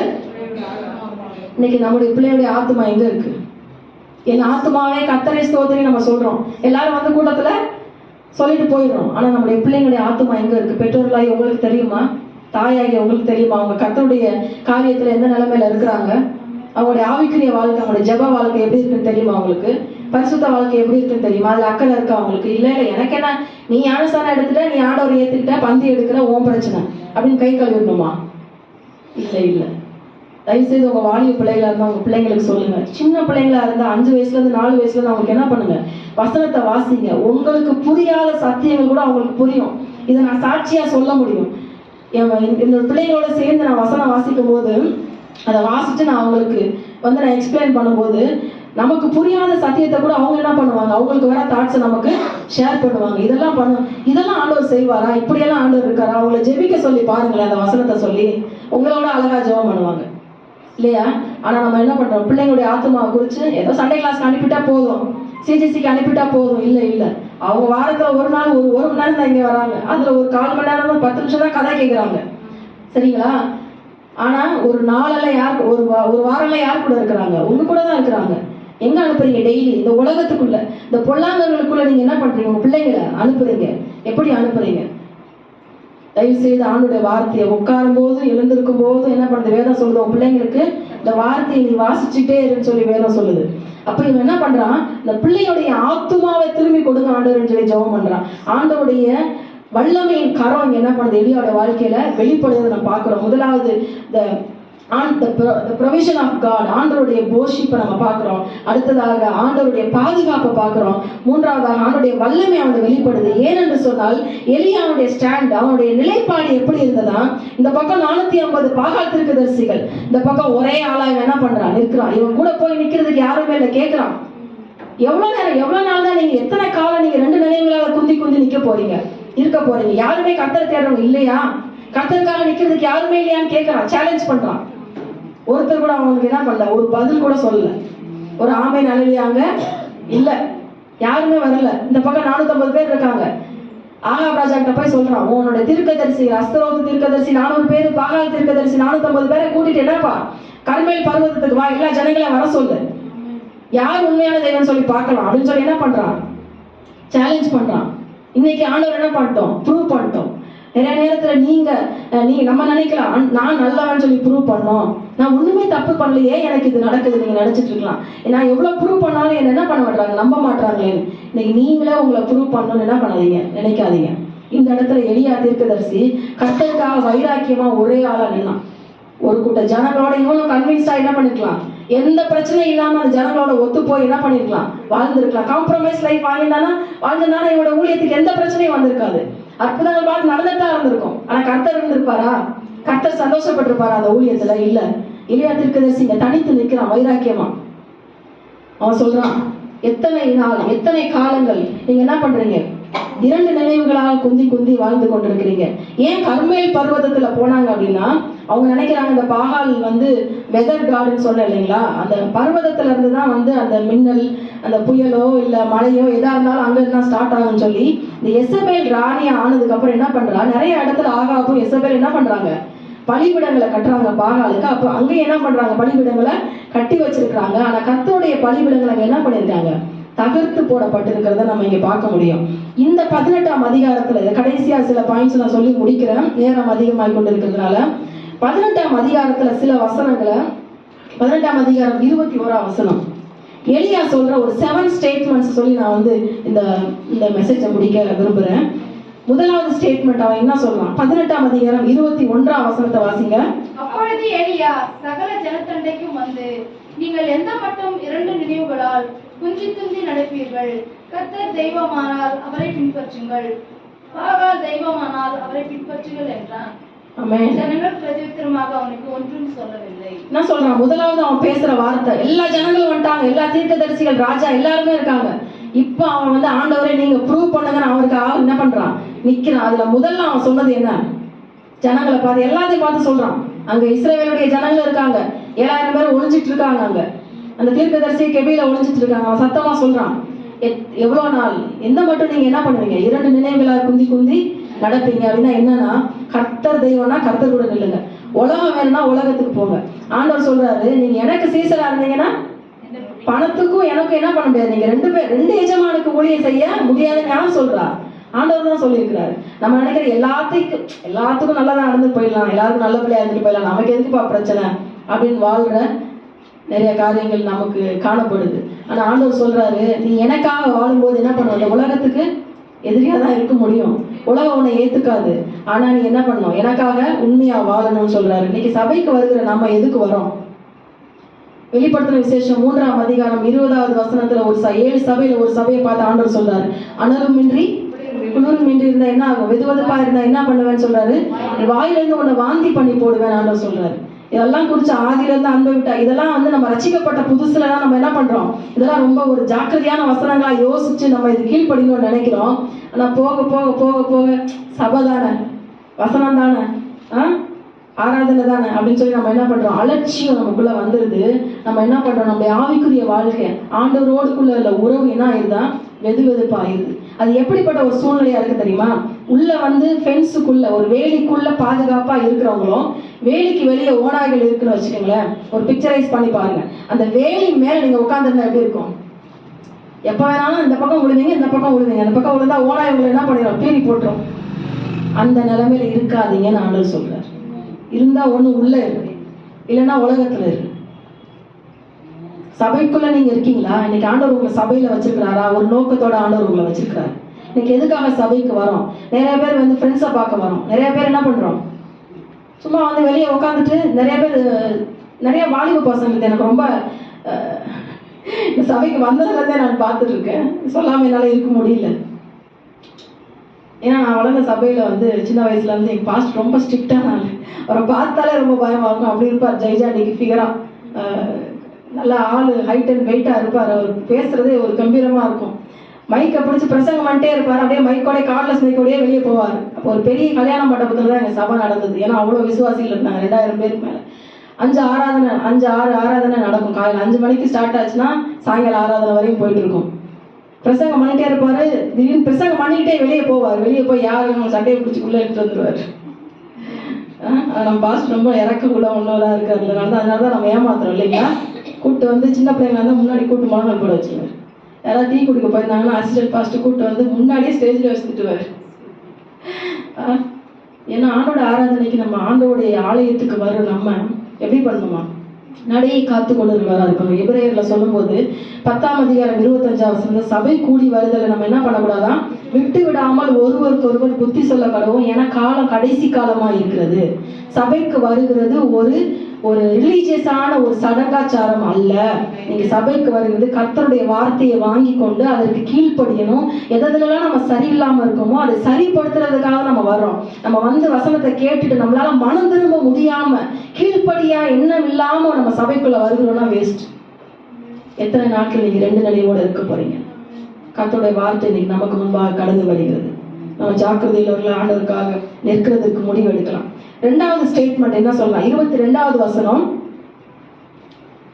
அப்பொழுது எலியா ஜனங்களை நோக்கி, கர்த்தரின் தீர்க்கதரிசிகளில் மீதிருக்கிறவன் நான் ஒருவன், பாகாலின் தீர்க்கதரிசிகளோ 450 பேர். அவன் சொல்றான், கர்த்தரின் தீர்க்கதரிசிகள் மீது இருக்கிறவன் நான் ஒருவன். இதுதான் அவன் சொல்ற 2வது ஸ்டேட்மெண்ட்.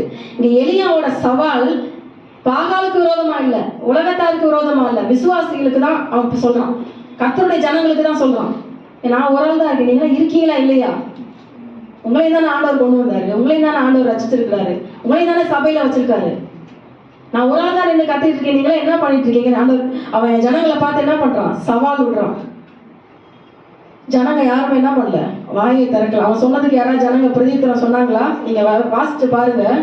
யாருமே எதுவுமே என்ன பண்ணிருக்க மாட்டாங்க, பதில் சொல்லிருக்கவே மாட்டாங்க. எல்லாரும் அவனை வெறுத்தாங்க. இவன் ஏன் பிரச்சனை பண்ணிட்டு இருக்கான்? எல்லாரும் நம்மளா சும்மா இருக்க, இவன் ஒருத்தர் சும்மா பிரச்சனை பண்ணிட்டு இருக்கானே, இதனால என்ன பண்ணிடும், பெரிய பிரச்சனை வந்துருமோ, ஆண்டவரையே வணங்க முடியாத அளவுக்கு ஒரு கட்டளை வந்துருமோன்னு அவங்க பயந்துட்டு இருக்காங்க. இன்னைக்கு இப்படிப்பட்ட செய்தி வந்துச்சா யாருக்குமே என்ன பண்றது இல்ல, பிடிக்கிறது இல்ல.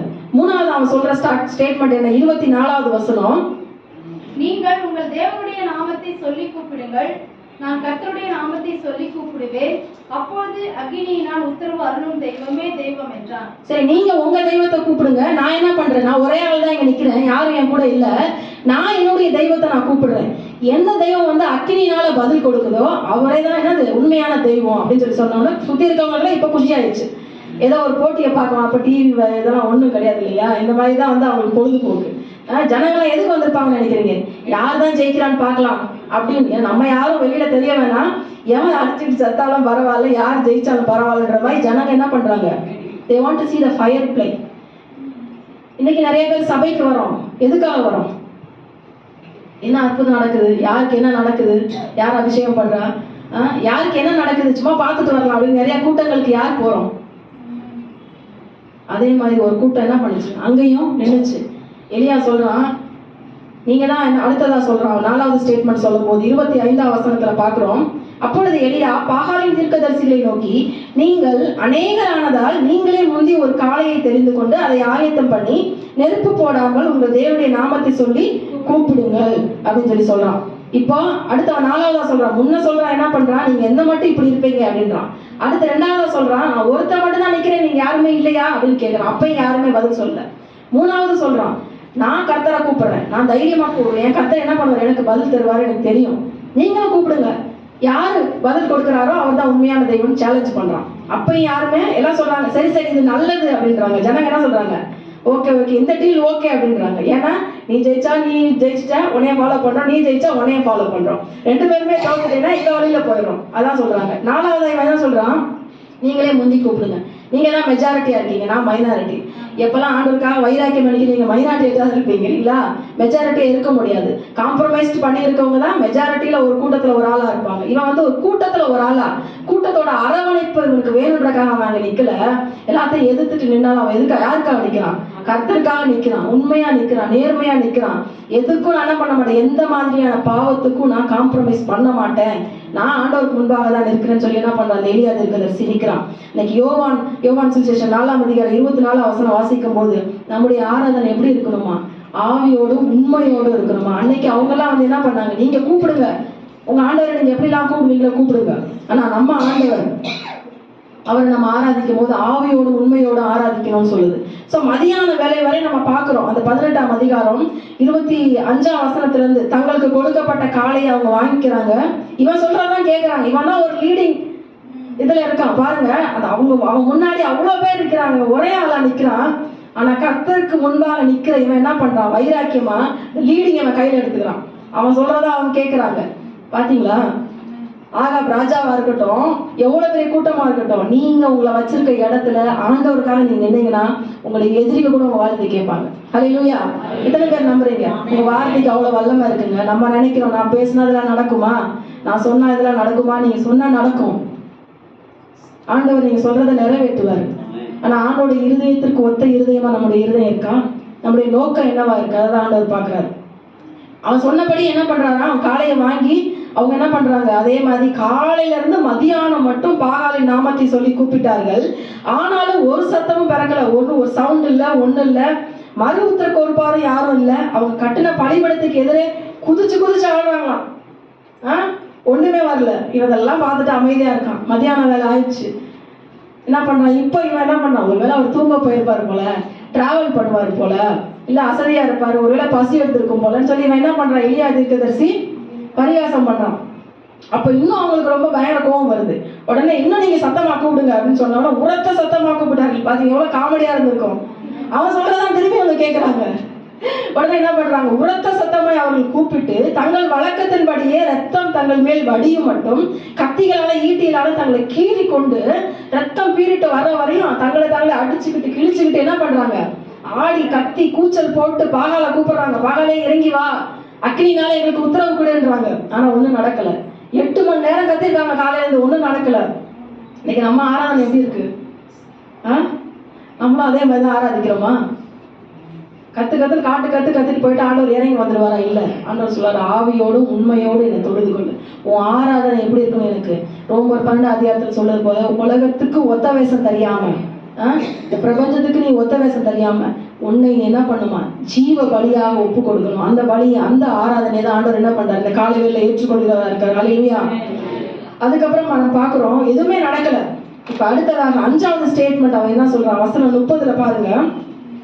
அப்பொழுது எலியா சகல ஜனங்களையும் நோக்கி என் கிட்டே வாருங்கள் என்றான். இப்ப என்ன பண்றான், என் கிட்ட வாங்க அப்படின்னு சொல்லிட்டு சகல ஜனங்கள் கிட்ட வந்துட்டாங்க. இப்ப நான் பண்ண போறத பாருங்க. ஏன்னா நீங்க தூரமா நின்று நான் ஏதோ மேஜிக் பண்ணிட்டேன் நீங்க என்ன பண்ணக்கூடாது, நினைக்க கூடாது. என் பக்கத்துல வந்து பாருங்க. அப்படிதான் ஆண்டவராக இயேசு கிறிஸ்து போகும்போது 2 சீசர்கள், யோவானுடைய சீசர்கள் வராங்க. ஆண்டவரே நீங்க எங்க தங்கி இருக்கிறீங்கன்னு கேட்டாங்க. அவர் சொல்றாரு, நரிகளுக்கு குழி உண்டு, பறவைகளுக்கோ கூடு உண்டு, மனுஷகுமாரனுக்கோ தலை சாய்க்க இடம் இல்ல, ஏன்னா எவ்வளோ வந்து இருந்து பாரு அப்படின்ற. இன்னைக்கு எத்தனை பேரால் நம்மளால சொல்ல முடியும், ஒரு புதிய விசுவாசி ஆண்டவர்களை நம்ம நடத்துறோம், என் கூட வந்து நீ இருந்து பாரு, என் பர்சனல் லைஃப் என்னன்னு உனக்கு தெரியட்டும் அப்படின்னு நம்மளால சொல்ல முடியுமா? இல்ல. வெளியே ஒரு வாழ்க்கை, உள்ள ஒரு வாழ்க்கை வாழ்ந்து கொண்டு இருக்கிற காரியங்கள் நிறைய இன்னைக்கு சபைக்குள்ள நடந்து கொண்டு இருக்கு. அன்னைக்கு எலி என்ன பண்றான், என் கிட்ட வாங்க, பக்கத்துல வாங்க அப்படின்னு சொல்லிட்டு என்ன பண்றான், அவன் என்ன செய்யறான்றத டெமான்ஸ்ட்ரேட், நீங்க என்ன பண்ணணும், ஆண்டவருக்காக எப்படி திரும்பி வரணும்ன்றத அவன் முதல்ல செஞ்சு காட்டுறான். என்ன பண்றான்னா, சகல ஜனங்களும் அவன் கிட்ட வந்த போது தகர்க்கப்பட்ட கர்த்தருடைய பலிபீடத்தை அவன் என்ன பண்றான்னா செப்பனிடுகிறான். இன்னைக்கு பலிபீடம்னா என்ன அர்த்தம்? இன்னைக்கு இதை எப்படி நம்ம வாழ்க்கையில இன்னைக்கு எப்படி அபியாசப்படுத்துறது? 1 கொரிந்தியர்ல நம்ம படிக்கும் போது நீங்களும் நானும் தான் தேவனுடைய ஆலயம் சொல்லுது. எத்தனை பேர் விசுவாசிக்கிறீங்க? கர்த்தருடைய ஆவியானவர், பரிசுத்த ஆவியானவர் நமக்குள்ள வாழ்ந்து கொண்டிருக்கிறாரா? இதுதான் அவர் வாழ்ற டுவெல்லிங் பிளேஸா? இதுதான் அவருடைய வாசஸ்தலமா இருக்கா?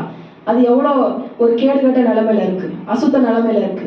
இன்னைக்கு ஒரு கெஸ்ட் நம்ம வீட்டுக்கு வராங்கன்னா என்ன பண்ணுவோம், யாரோ வீட்டுக்கு வராங்க, பாஸ்ட் வீட்டுக்கு வராங்க, கடற்கரை அந்த ஹாலை மட்டும் என்ன பண்ணிடுவோம், சுத்தம் பண்ணி எல்லாத்தையும் மூட்டை முடிச்சுலாம் போட்டு எல்லாம் கவர் பண்ணி வச்சிருவோம் இல்லைங்களா? ஆமாவா இல்லையா? எல்லா வீட்லயும் அது நடக்கும் இல்லைங்களா? ஏன்னா நம்ம ரெடியா இருக்க மாட்டோம். யாராவது வீட்டுக்கு வராங்க, ஹாலை மட்டும் கடற்கரை எல்லாத்தையும் எடுத்து உள்ள போட்டு கதவை சாத்தி ஸ்கிரீனை போட்டுருவோம். அப்படியா? அப்படிதான் நம்ம ஆர்டர் பண்றோமா? சபைக்கு வரும்போது நல்ல பரிசுத்தமா நம்மளை வெளியில காமிச்சிட்டு உள்ள வந்து எல்லா மூட்டையும் உள்ள மூடி வச்சிருக்கிற மாதிரி அழுக்கு மூட்டையெல்லாம் உள்ள இருக்கும். ஆண்டவர் அதுலதான் இன்ட்ரெஸ்டா இருக்காரு, இதுல இல்ல. ஆண்டவர் சொல்ற, நம்ம உள்ளத்துலதான் நான் என்ன பண்றேன், இன்ட்ரெஸ்டா இருக்கேன். உன் இருதயம், உன் எண்ணம் என்ன நினைக்குது, உன் இருதயம் எதை சிந்திக்குது, நீ எதை நினைக்கிற, உன் இருதயத்துலதான் நான் வாசம் பண்ண விரும்புறேன். இதோ நான் வாசல்படி நின்று கதவை தட்டுகிறேன், ஒருவன் என் சத்தத்தை கேட்டால். பாத்தீங்களா, நீங்க வரீங்க, சபைக்கு வரீங்க, சத்தத்தை கேட்கறதோடு மாத்திரம் இல்ல, கதவை திறக்கணும். அவருக்கு கதவை திறந்து அவர் உங்களுடைய இருதய சிங்காசனத்துல அவருக்கு ஒரு இடம் கொடுக்குறீங்களா? அப்பதான் அவர் வந்து உங்க கூட வந்து உங்களோட போஜனம் என்ன பண்ண. அன்னைக்கு சகை வீட்டுக்குள்ள ஆண்டவர் போய் அவனோடு கூட போஜனம் பண்ணாரு. அது எதை குறிக்குதுன்னா ரட்சிப்பு நிச்சயத்தை குறிக்குது. இன்னைக்கு ஆண்டவர் சொல்றாரு, நான் உன் இருதய என் சத்தத்தை நீ கேட்கிற, வாரம் வர சபைக்கு தவறாம, அது நல்லதுதான். ஆராதனை வந்து கலந்துக்கிற, கையை தூக்கி நல்லா பாட்டு பாடுற, எல்லா ஊழியத்துல ஈடுபடுற, ஆனா என் வார்த்தை உன் இருதயத்துக்குள்ள போதா? இன்னைக்கு நம்ம பலிபீடத்தை நம்ம செப்பனிடுல நம்ம இருக்கிறோமா? பலிபீடம் இருந்தது, அதனாலதான் அவன் செப்பனிட்டு இருக்கான். அந்த கர்மேல் பருவத்துல பாகாவுடைய பலிபீடமா இருந்தது, கர்த்தருடைய பலிபீடமும் இருந்தது. ஆனா அது செம்மையா இருந்தது. அவங்க உடனே காளையை வச்சு பலி செலுத்த ஆரம்பிச்சிட்டாங்க. ஆனா இங்க கர்த்தருடைய பலிபீடத்தை தகர்க்கப்பட்டு போயிருந்ததுனால அதை செப்பரேட்டர் என்ன பண்ணான் இருந்தான்னு சொல்லி பாக்குறோம். இயேசுபேல் என்ன பண்ணான், அந்த இதை எல்லாம் தகர்த்து போட்டிருந்தான். அவன் என்ன பண்றான், 12 கற்களை என்ன பண்றான், அடுத்த வசனங்களை நம்ம பார்க்கும்போது 34, 33, 34 வசனங்கள்ல 12 கற்களை வைக்கிறான். 1 பேதுருல நம்ம வாசிக்கும் போது 1 பேதுருல நினைக்கிறேன் 1 பேதுரு 2:4 நம்மளெல்லாம் பத்தி ஆண்டவர் என்ன சொல்றாரு, நம்மள ஜீவனுள்ள கற்கள். இன்னைக்கு 12 கோத்திரங்களுக்கு ஒப்பனையாக 12 கற்களை வைக்கிறான். 12 கற்களை வச்சு அதை சுத்தி ஒரு வாய்க்காலை உண்டு பண்ணி அந்த வாய்க்கால என்ன பண்றான், போய் தண்ணி ஊத்துறதுக்கு அதை சரி செய்யறான். அது சந்து சந்தாக அந்த காளையை வெட்டி அந்த பலிபீடத்தின் மேல வச்சிடறான். பலிபீடத்தின் மேல வச்சுட்டு இவனும் ஒரு பாவியை போல என்ன பண்றான், பலி செலுத்துறதுக்கு நிக்கிறான். இவன் நினைக்கல, நீங்க எல்லாம் ஆண்டவரை விட்டு தூரம் போயிட்டீங்க, நான் ஒரு ஆளு தான் நின்னேன், நான் தான் உங்களுக்குலாம் லீடர், நான் தான் உங்களால ஆள போறேன், சுப்பீரியர் அப்படின்னு சொல்லி இவன் நினைக்கல. ஜனங்களா இவன் என்ன பண்ண, தன்னை அடையாளப்படுத்தி கொண்டு அதை எப்படி பாவ நிவாரணம் செய்யணும், ஆண்டவரிடத்துல எப்படி திரும்பி வரணும்ன்றத ஒரு லீடரா இவன் முதல் லீட் பண்றான். The leader is leading by example, identifying with the people by not thinking that he is superior over them. ஆனா ஜனங்கள் என்ன பண்றான், 4 குடம் தண்ணி எடுத்துட்டு வர்றான். எங்க தண்ணி எடுத்துட்டு வர்றது, 3 வருஷமா மழையே இல்லை, தண்ணி எங்கன்னு வந்திருக்கும், அதை யோசிச்சு பார்த்துருக்குமா என்னைக்காச்சும்? அந்த கர்மேல் பருவத்துல அந்த நம்ம ஹிஸ்டரியில படிச்சு பார்க்கும்போது கர்மேல் பருவத்துக்கு கீழே அந்த மெடிட்டரேனியன் சீ ஒட்டி இருந்ததாம். மத்திய தரைக்கடல் பகுதின்னு சொல்றோம் இல்லைங்களா, அது இருந்ததாம்.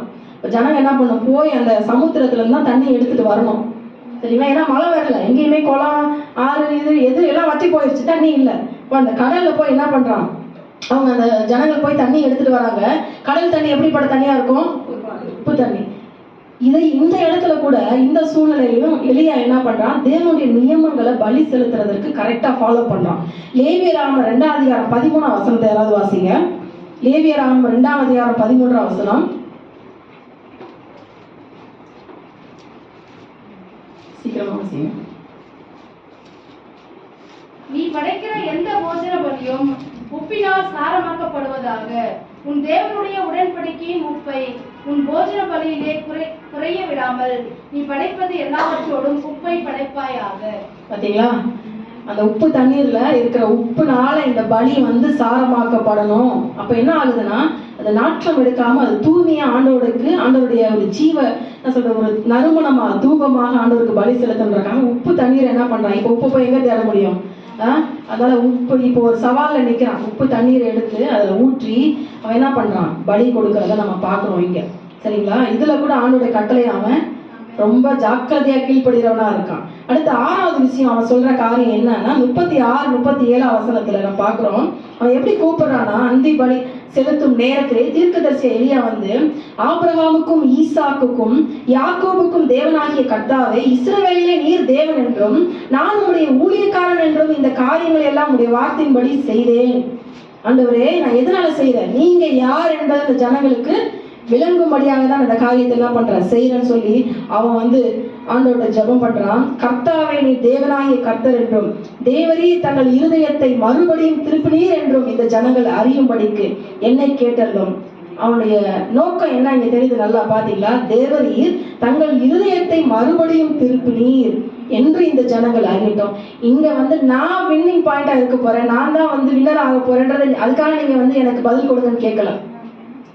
ஸ்டார்டிங்ல இருந்து மழை பெய்யக்கூடாதுன்னு அவன் சொன்னதுல இருந்து இதுவரையும் ஆண்டவரே நீங்க உத்தரவு கொடுங்க அப்படின்னு சொல்ற வரையும் அவனுடைய நோக்கம் என்னவா இருந்துச்சு, இந்த ஜனங்க எப்படியாவது மனம் திரும்பிடணும், ஜனங்க எப்படியாவது அவனுடைய இருதயத்துல உங்கள்கிட்ட திரும்பி வந்துடணும் ஆண்டவரேன்ற நோக்கம்.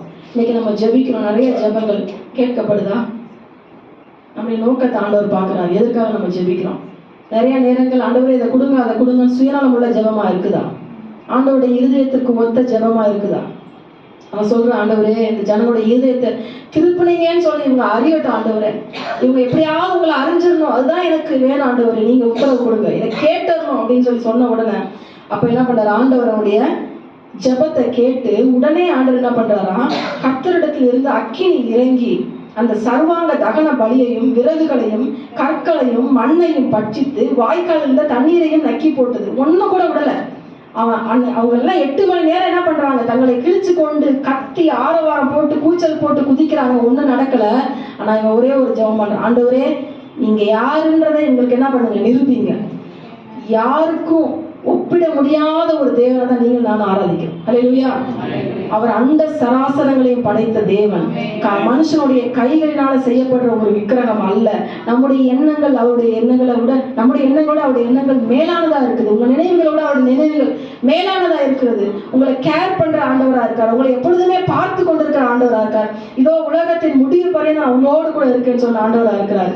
உன் இருதயத்துலதான் நான் வாசம் பண்ணுவேன். நீ எவ்வளவு பெரிய கோடிகள் கொடுத்து எனக்கு ஆலயம் கட்டினாலும் நான் நினைக்கிறது, நான் விரும்புறது உன் இருதயம் அப்படின்னு ஆண்டவர் சொல்றாரு.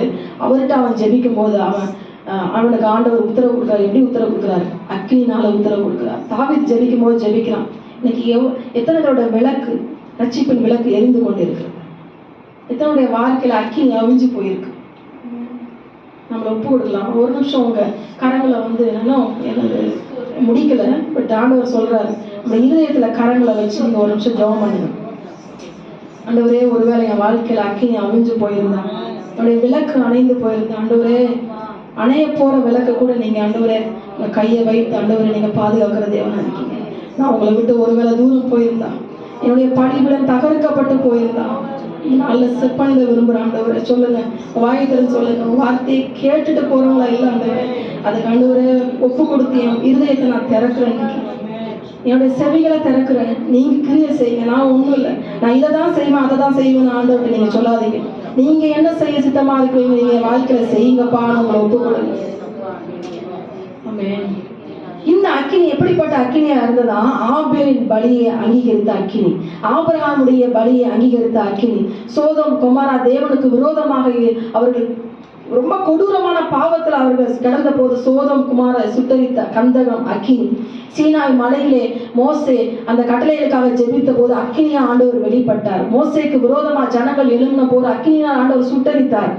அது போல நம்ம ஆரோனுடைய குமாரர்கள் அந்நிய அக்கினியை பலிபடுத்தல கொண்டு வந்த போது ஆண்டவர் அவங்கள கொலை செய்தார். ஏன்? இந்த அக்கினியா ஆண்டவர் நமக்கு பதில் கொடுக்கிற தேவனா இருக்கிறார். அது மட்டும் இல்ல, சாலமோனுடைய பலியை ஆண்டவர் அக்கினியா இறங்கி ஆண்டவர் ஏற்றுக்கொண்டார். எபிரேயர்ல வாசிக்கிறோம். ஏன் இதெல்லாம் நான் சொல்றேன்னா, தேவன் எப்படிப்பட்டவரா இருக்கிறாராம்? தேவன் அன்பா இருக்கிறார், நமக்கு எல்லாருக்கும் தெரியும். பாவத்தை மன்னிக்கிறார், எல்லாருக்கும் தெரியும். அவர் எப்படிப்பட்டவரா இருக்கிறாராம்? பட்சிக்கிற அக்கினியா இருக்கிறார். இன்னைக்கு ஆண்டவர்கிட்ட சொல்லலாம். அதுக்காக நீங்க ஐயோ பயந்து நடுங்கணும்னு நான் சொல்லலை. ஆனா பாவங்களோட, நம்முடைய குற்றங்களோட, குறைகளோட ஆண்டவர்கிட்ட போக முடியாது. நம்ம எவ்வளவுதான் நீங்க எவ்வளவு வருஷங்கள் உங்க ரட்சிப்பை நீங்களே காத்துக்கணும், நீங்களே இதுக்கு எப்படியாவது நான் ஒர்க் பண்ணி சால்வேஷன் நான் பெற்றுக்கொள்ளணும் நீங்க நினைச்சீங்கன்னா அது நடக்க போறதில்லை. நம்மள ஆண்டவர்கிட்ட எளியா ஒப்பு கொடுத்த மாதிரி, அர்ப்பணித்த மாதிரி ஒரு கமிட்மெண்ட் நமக்கு வாழ்க்கையில இருக்கா? நான் வாழ்ந்தா நீ உங்களுக்காக வாழ்றேன், செத்தா உங்களுக்காக சாகுறேன். இயேசுவின் பின்னே போக துணிந்தேன் என்ற பாடல எத்தனை பேருக்கு தெரியும்? நம்ம சண்டே கிளாஸ்ல இருந்து நமக்கு தெரியும். I have decided to follow Jesus. ஆனா அந்த பாடல் எப்படி உருவானது தெரியுமா? நார்த் ஈஸ்ட் பகுதியில் ஒரு மிஷினரி என்ன பண்ணாங்களாம், இந்தியாவில் முதலாவது இயேசு கிறிஸ்துவை பற்றி சொல்லும்போது ஒரு குடும்பம், அந்த கிராமத்தில் இருக்க ஒரு குடும்பம், படிக்காதவங்களா கூட இருக்கலாம், இயேசுவை ஏற்றுக்கொண்டாங்களாம். ஆனால் அந்த இயேசுவை ஏற்றுக்கொண்டதை துன்பப்படுத்துறதுக்கு ஒரு பெரிய தலைவர்கள்லாம் துன்பப்படுத்தும் போது அவனோட பிள்ளையை கொல்ல போறாங்க. இயேசுவை நீ மறுதலி, இல்லைன்னா என்ன பண்ண போறேன், உன் பிள்ளையை கொல்ல போறேன் சொன்னோன்னு, இல்லை இல்லை நான் இயேசுவின் பின்னே போக துணிந்தேன், நான் பின்னோக்கே நான் அப்படின்னு சொல்லி அவங்க பாஷையில் அவன் சொல்லியிருக்கான். அடுத்து அவங்க மனைவியை கொல்ல போறேன்னு சொன்ன உடனே அவன் சொல்றான், இல்லை இல்லை உலகம் என் பின்னே சிலுவையன் முன்னே பின்னோக்கே நான் பின்னோக்கே நான் சொல்றான். அவனையும் அடுத்து என்ன பண்ணிட்டாங்க, கொண்டுட்டாங்க. அப்படிதான் அந்த பாடல் உருவானதான். எத்தனை பேருக்கு தெரியும் தெரியல. இன்னைக்கு கர்த்தர் தெய்வமானால் கர்த்தரை என்ன பண்ணணும், வணங்கணும். மனதில் நீங்க அதை ஜாக்கிரதையை அர்ப்பணித்துக் கொள்ளுங்க. 40வது வசனம் அடுத்த கடைசி அவன் சொல்ற ஸ்டேட்மெண்ட் என்னன்னா, பாகாலின் தீர்க்கதரிசிகள் என்ன பண்றான், எல்லாரையும் பிடியுங்கன்னு சொல்றான். எல்லாரையும் பிடிச்சு என்ன பண்றான், அவங்கள கீழே அந்த பள்ளத்தாக்கின் கீழே போய் என்ன பண்றான், அவங்கள கொலை செஞ்சிடான்னு சொல்லி பார்க்கிறோம். இதை எதை குறிக்குது அப்படின்னா, அவன் பாவத்தை முதலாவது அவன் டீல் பண்ணிட்டு மற்றவனுடைய பாவத்தை என்ன பண்றான், டீல் பண்றான்னு சொல்லி பார்க்கிறோம். நம்முடைய கண்ணில் இருக்க துரும்ப நம்ம பார்க்காம, தூசியை பார்க்காம, மற்றவருடைய கண்கள் இருக்க பெரிய கட்டையை பார்க்கணுன்ற அவசியம் இல்லை. ஆண்டவர் சொல்றாரு, இன்னைக்கு ஏன் வாழ்க்கையை நான் முதல் சுத்திகரித்துக் கொள்றேன். நீங்க சபை கூடி வருவது எதுக்காக நம்ம சொன்னோம், ஒருவருக்கு ஒருவர் புத்தி சொல்லப்படுவோம். நீங்க ஆண்டோட வழியில் நடக்கிறீங்களா, நீங்க பாக்குறீங்களா, ஒரு பலவீனமான ஒரு சகோதரிய, பலவீனமான ஒரு சகோதரன் ஆண்டோட வார்த்தையில இருக்கும்போது நீங்க என்ன பண்ணணும், அவங்களுக்கு புத்தி சொல்லி அவங்கள ஊக்கப்படுத்தி ஆண்டவருக்குள்ள கொண்டு வரணுமே தவிர குறைகளை சொல்லி அவங்க வழி விலகி போகாதபடிக்கு நீங்க என்ன பண்ணணும், நடந்து கொள்ள வேண்டும். இந்த காரியங்களை நம்ம கற்றுக்கொண்ட முக்கியமான 3 விஷயம் என்ன அப்படின்னா, ஆண்டவருக்கு நம்பர் ஒரு பெரிய காரியமே இல்லை. நீங்க எத்தனை பேரை வேணாலும் ஒரு கூட்டமா இரு, இல்லை ஒரே ஆளாரு, ஆண்டவர் கமிட்டடான இருக்கிற ஜனங்களை மட்டும்தான் ஆண்டவர் என்ன பண்றாரு, அதுக்கு மட்டும்தான் அவர் இன்ட்ரெஸ்டடா இருக்கார். ஒரு கூட்டத்துக்காக ஆண்டவர் என்ன பண்ணல, இன்ட்ரெஸ்டடா இல்லை. ரெண்டாவது காரியம், நம்ம பிரச்சனை நம்ம எல்லாருக்குமே இருக்கு. பிரச்சனையில மூழ்கிட்டு அதுலயே நம்ம ஆக்குபைடு ஆயிடுறோமா, இல்ல அதுக்கு மேல சூழ்நிலைகளை மாற்றுற தேவனை நம்ம பாக்குறோமா? மூணாவது, ஆண்டவர் உங்க திறமையில இன்ட்ரெஸ்டடா இல்லை. நீங்க எந்த அளவுக்கு ஆண்டவருக்கு ஒப்பு கொடுக்க அர்ப்பணிக்க ஆயத்தமா இருக்கீங்களோ அதுலதான் அவர் இன்ட்ரெஸ்டடா இருக்கு. எல்லா கண்களை மூடலாமா? எல்லாம் அந்த காலை நேரத்துல எழுந்து நிற்கலாம். நம்ம இருக்கிற இடத்துல எழுந்து நிற்கலாம். God is not looking for people who are convinced, but He wants people who are committed. ஆண்டவருக்காக அர்ப்பணிக்கப்பட்ட ஜனங்கள் தான் ஆண்டவர் இந்த நாளில் தேடிக்கொண்டிருக்கிறார். எலியாவுடைய வார்த்தை இன்னைக்கு நம்ம படிச்சோம்னா, எது வரைக்கும் நீங்க குந்தி குந்தி நடப்பீர்கள்? உங்க வாழ்க்கை எத்தனை நாள் ரெண்டு பக்கம் இருக்கும்? யார் உத்தரவாதம் கொடுக்க முடியும்? கர்த்தர் தெய்வமானால் கர்த்தரவானால். இந்த உலகம் வேணும்னா உலகத்துக்கு பின்னாடி போங்க. ஆண்டோட வார்த்தை நமக்கு சொல்லிடுது, அனலுமின்றி குளிருமின்றி வெதுவெதுப்பாய் இருக்கிற காரியங்கள் வேணாம் நமக்கு. நம்ம வாழ்க்கையில வேணாம். நம்முடைய ஆவிக்குரிய நிலைமை, ஆவிக்குரிய ஸ்டாண்டர்ட் எப்படி இருக்கு? எலியாவை போல கர்த்தருடைய பக்கம் நிற்கிறவர்களா நம்ம இருக்கோமா? இல்ல உலகமும் வேணும், கர்த்தரும் வேணும், சபையும் வேணும், உலக ஆசாபாசங்களும் வேணும் நம்ம நினைக்கிறோமா? நம்ம ஒப்பு கொடுக்கலாமா? ஆண்டவரே உமக்கு ஸ்தோத்திரம், உமக்கு ஸ்தோத்திரம் அப்பா. இந்த காலை வேளையில ஆண்டவரே உடைய வார்த்தை எங்களே கடந்து வந்தது. எங்களை நாங்கள் ஒப்பு கொடுங்க. எல்லாம் இரண்டு கரங்களை வானத்துக்கு நேராக உயர்த்தி ஆண்டவரே இதை ஒப்பு கொடுக்குறேன். இந்த பணிவிடத்தை செப்பனிடுகிறேன் ஆண்டவரே. ஆண்டவரே ஸ்தோத்திரம் அப்பா. என்னுடைய ஜெப வாழ்க்கையை நீங்க ஆண்டவரை கட்டி எழுப்புங்க ஆண்டவரே. ஸ்தோத்திரம் அப்பா. ஒருவேளை நான் எதற்காக ஜெபித்துக் கொண்டிருக்கிறேன், என்னுடைய ஜெபங்கள் ஆண்டவரே பதில் கொடுக்கப்படவில்லை என்று சொல்லி இத்தனை நாள் நான் ஆண்டவரை யோசித்திருக்கிறேன். நான் இனிமே உமக்கு முன்பாக இருக்கிற ஒரு மனுஷியாய், ஒரு மனுஷனா நான் இருப்பேன் ஆண்டவரே. அதுக்கு நீங்க ஒரு பெரிய ஊழியக்காரனா ஊழியம் செய்யணுன்ற அவசியம் இல்லை. நீங்க வீட்டுல இருக்கிற ஹவுஸ் ஒய்ஃபா இருக்கலாம், ஒரு சாதாரண வேலை செய்யற ஒரு ஆட்களா இருக்கலாம். நீங்க எங்க இருக்கிறீங்களோ கர்த்தர் உங்களை, நீங்க வைராக்கியமா இருக்கும் போது அவர் உங்களை போஷித்து உங்களை பாதுகாத்து அவருடைய வல்லமை உங்களை விளங்கும்படியாக ஆண்டவர் உங்களை உபயோகப்படுத்துவார். ஹல்லேலூயா. ஸ்தோத்திரம் ஆண்டவரே. ஸ்தோத்திரிக்கிறோம் அப்பா. துதிக்கிறோம் ஆண்டவரே. கர்த்தருடைய வார்த்தை நம்ம இடத்துல வந்தது. மேல கரங்களை கட்டி ஆண்டவருக்கு ஸ்தோத்திரம் பண்ணலாம். ஸ்தோத்திரம் ஆண்டவரே. ஸ்தோத்திரம் ஸ்தோத்திரம் ஸ்தோத்திரம் ஐயா. நன்றி ஆண்டவரே. முன்பாக எப்பொழுது நிற்கிறவர்களா இருக்கணும் ஆண்டவரே. ஸ்தோத்திரம் அப்பா. அநேக ஜனங்களை ஆண்டவரே வழிநடத்துறவர்களாக இருக்கணுமே. எப்பொழுது நீங்க எங்க போக சொல்றீங்க நம்முடைய வார்த்தையை கொண்டு செல்றவர்களா நாங்கள் இருக்கணும் ஆண்டவரே. ஆண்டவரே உமக்கு ஸ்தோத்திரம் ஸ்தோத்திரம் ஸ்தோத்திர ராஜா. உம்மை துதிக்கிற ராஜா. கடைசியாக பாஸ்டர் ஜெபித்து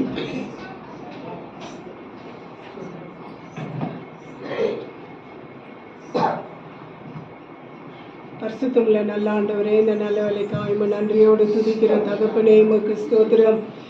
கர்த்தாவே, இந்த கால வேளையில முதல் ஆராதனையிலே நீர் மகிமைப்பட்ட தயவுக்காய் ஸ்தோத்திரம். அசைவாடின தயவுக்காய் ஸ்தோத்திரம். எங்கள் மத்தியிலே நீர் உலாவின தயவுக்காய் ஸ்தோத்திரம். ஆராதனைக்குட்பட்ட எல்லா பாகங்களையும் கர்த்தர் பொறுக்க ஸ்தோத்திரம். கடந்த காலத்தின் ஆவிக்குரிய ஜீவியத்தை நாங்கள் பார்க்கும்போது இன்னும் உம்மோடு தேவன் எங்களுக்கு கிருபை தரும்படியாக நாங்கள் ஒப்பு கொடுக்கிறோம். ஆராதனையில் ஈடுபட்ட ஒவ்வொரு பிள்ளைகளுக்காக ஜெபிக்கிறோம். வார்த்தை கொடுத்த முடிய மகளுக்காக ஜெபிக்கிறோம்.